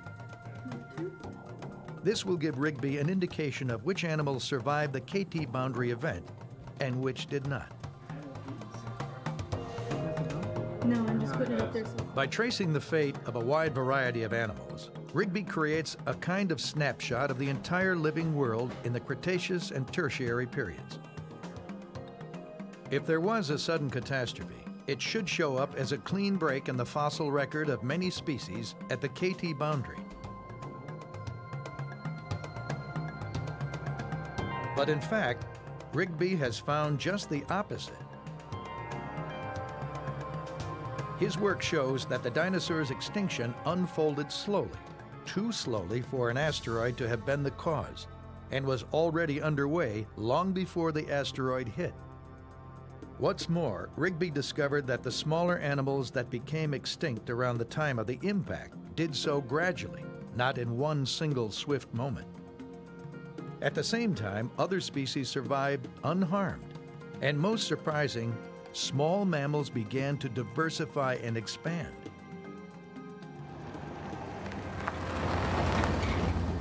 So even though Rigby accepts that an asteroid hit the Earth 65 million years ago, he's convinced that other factors have already set the wheels of extinction into motion.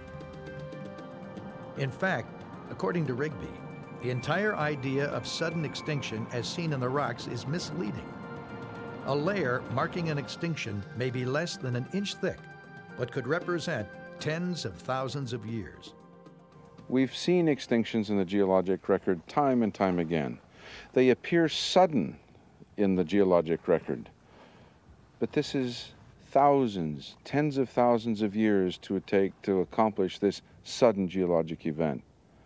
It takes time. It appears suddenly in the geologic record, but in our frame of reference, in our lifetimes, it's many generations, 10,000, 100,000 years, condensed to appear in the geologic record as sudden, but in reality is quite a long period of time. But if dinosaur extinction was already underway long before the asteroid hit, what caused it? Rigby and his colleagues have come up with a clever and controversial answer. He thinks the solution lies inside chunks of amber. But this is no Jurassic Park. He isn't trying to bring back the dinosaurs. He wants to figure out why they disappeared. Amber is formed from hardened pine resin, a protective substance found on the surface of trees. The sticky resin flows down the tree, trapping bugs, dirt, even bubbles of air. After a while, it solidifies, preserving everything inside. In its fossilized form, it's called amber. Rigby's team has dug up chunks of amber preserved inside layers of rock from the Cretaceous, the last period of the dinosaurs.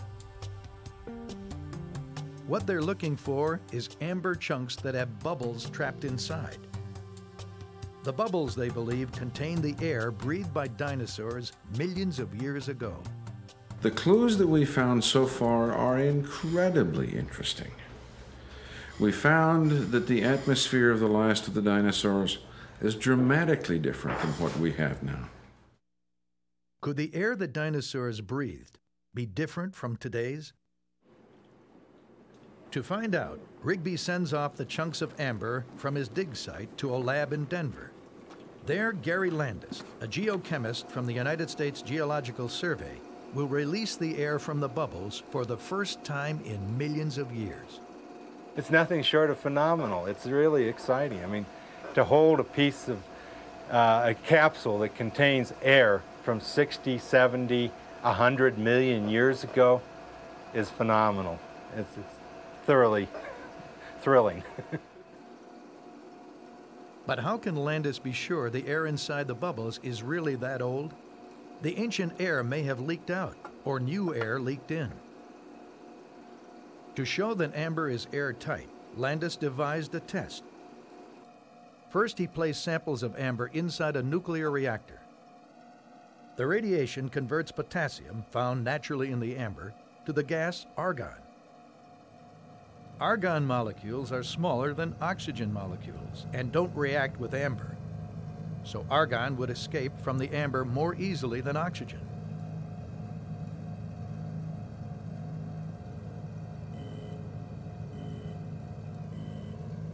After monitoring the samples over a 3.5-year period, Landis found that the argon did not seep out, proving that amber is leak-proof. The next step is to release the air to analyze its contents and see what secrets it tells about the fate of the dinosaurs. To do that, Landis puts amber from the Cretaceous inside a vacuum chamber. The machine slowly cracks and crushes the amber, unlocking the ancient air trapped in the bubbles.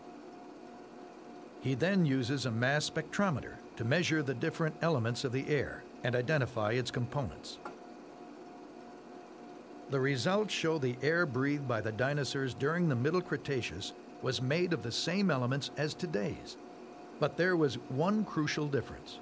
The amount of oxygen was dramatically higher, at nearly 35%. The air we breathe contains only 21% oxygen.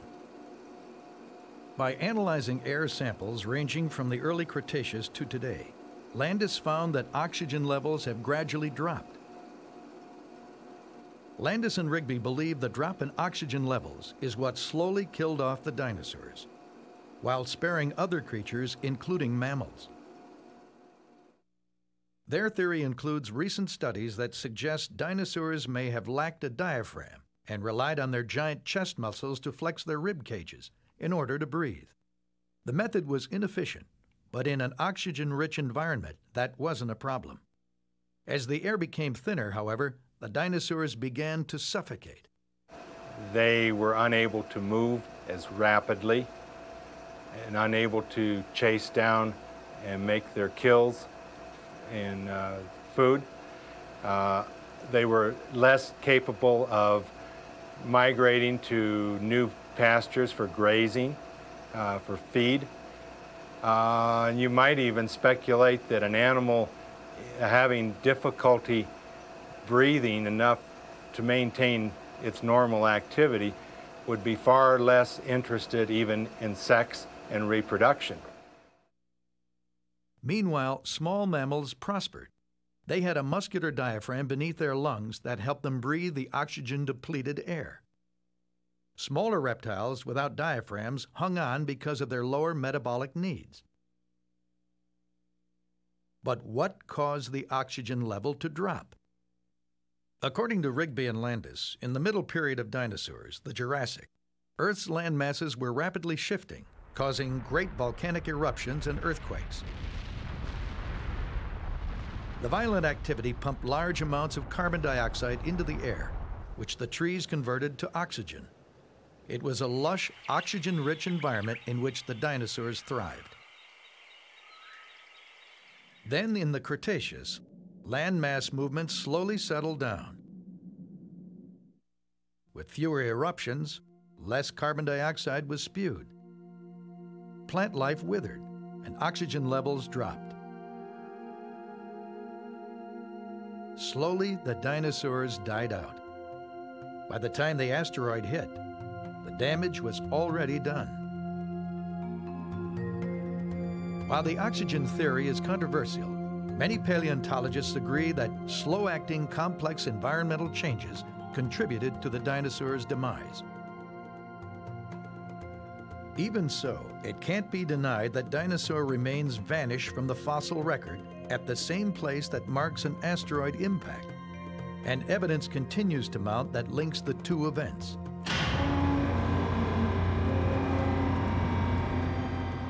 Vast craters that scar the Earth's surface show that debris from space has pummeled our planet more than once.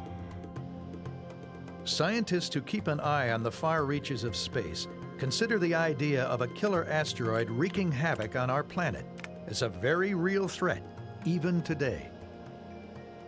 Could the human race become just another statistic on the extinction chart?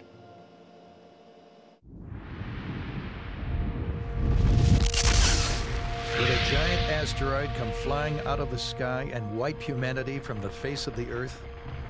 Are we doomed to suffer the same fate as the dinosaurs?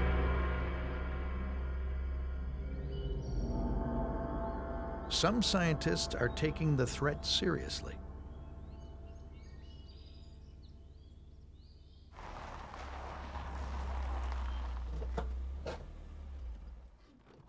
At Kitt Peak Observatory near Tucson, Arizona, Jim Scotty is one of the astronomers who run a project called Space Watch.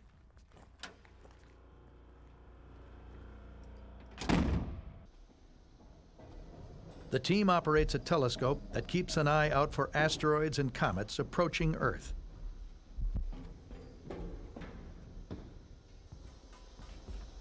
Scotty has seen enough of them to be worried. To recognize impending disaster as early as possible, he bathes his telescope with liquid nitrogen to minimize distortion.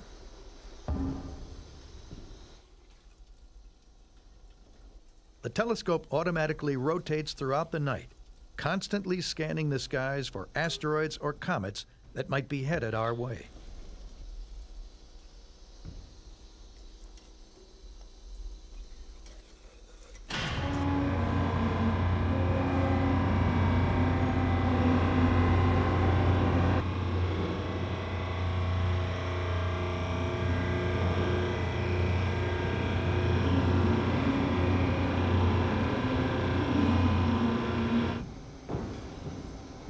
The view is recorded by a sensitive electronic camera attached to the telescope.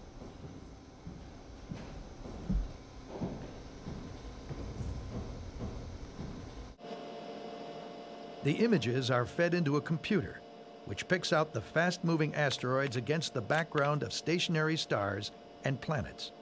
On our computer screen, the slower-moving main-belt asteroids are indicated by flagging them with boxes and numbers indicating where the object is in the current image and was in the previous two images. Our computer software finds literally hundreds of main-belt asteroids every night, but we're after the fast-moving asteroids that are potential Earth-crossing asteroids.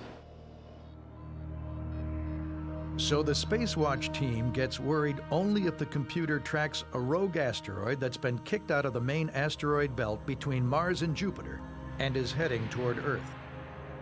They're finding about 3 a month. What are the chances we'll get hit? In fact, meteors, commonly known as shooting stars, hit us all the time. They're pieces of space debris smaller than an asteroid, but anything up to the size of a house will burn up in the atmosphere.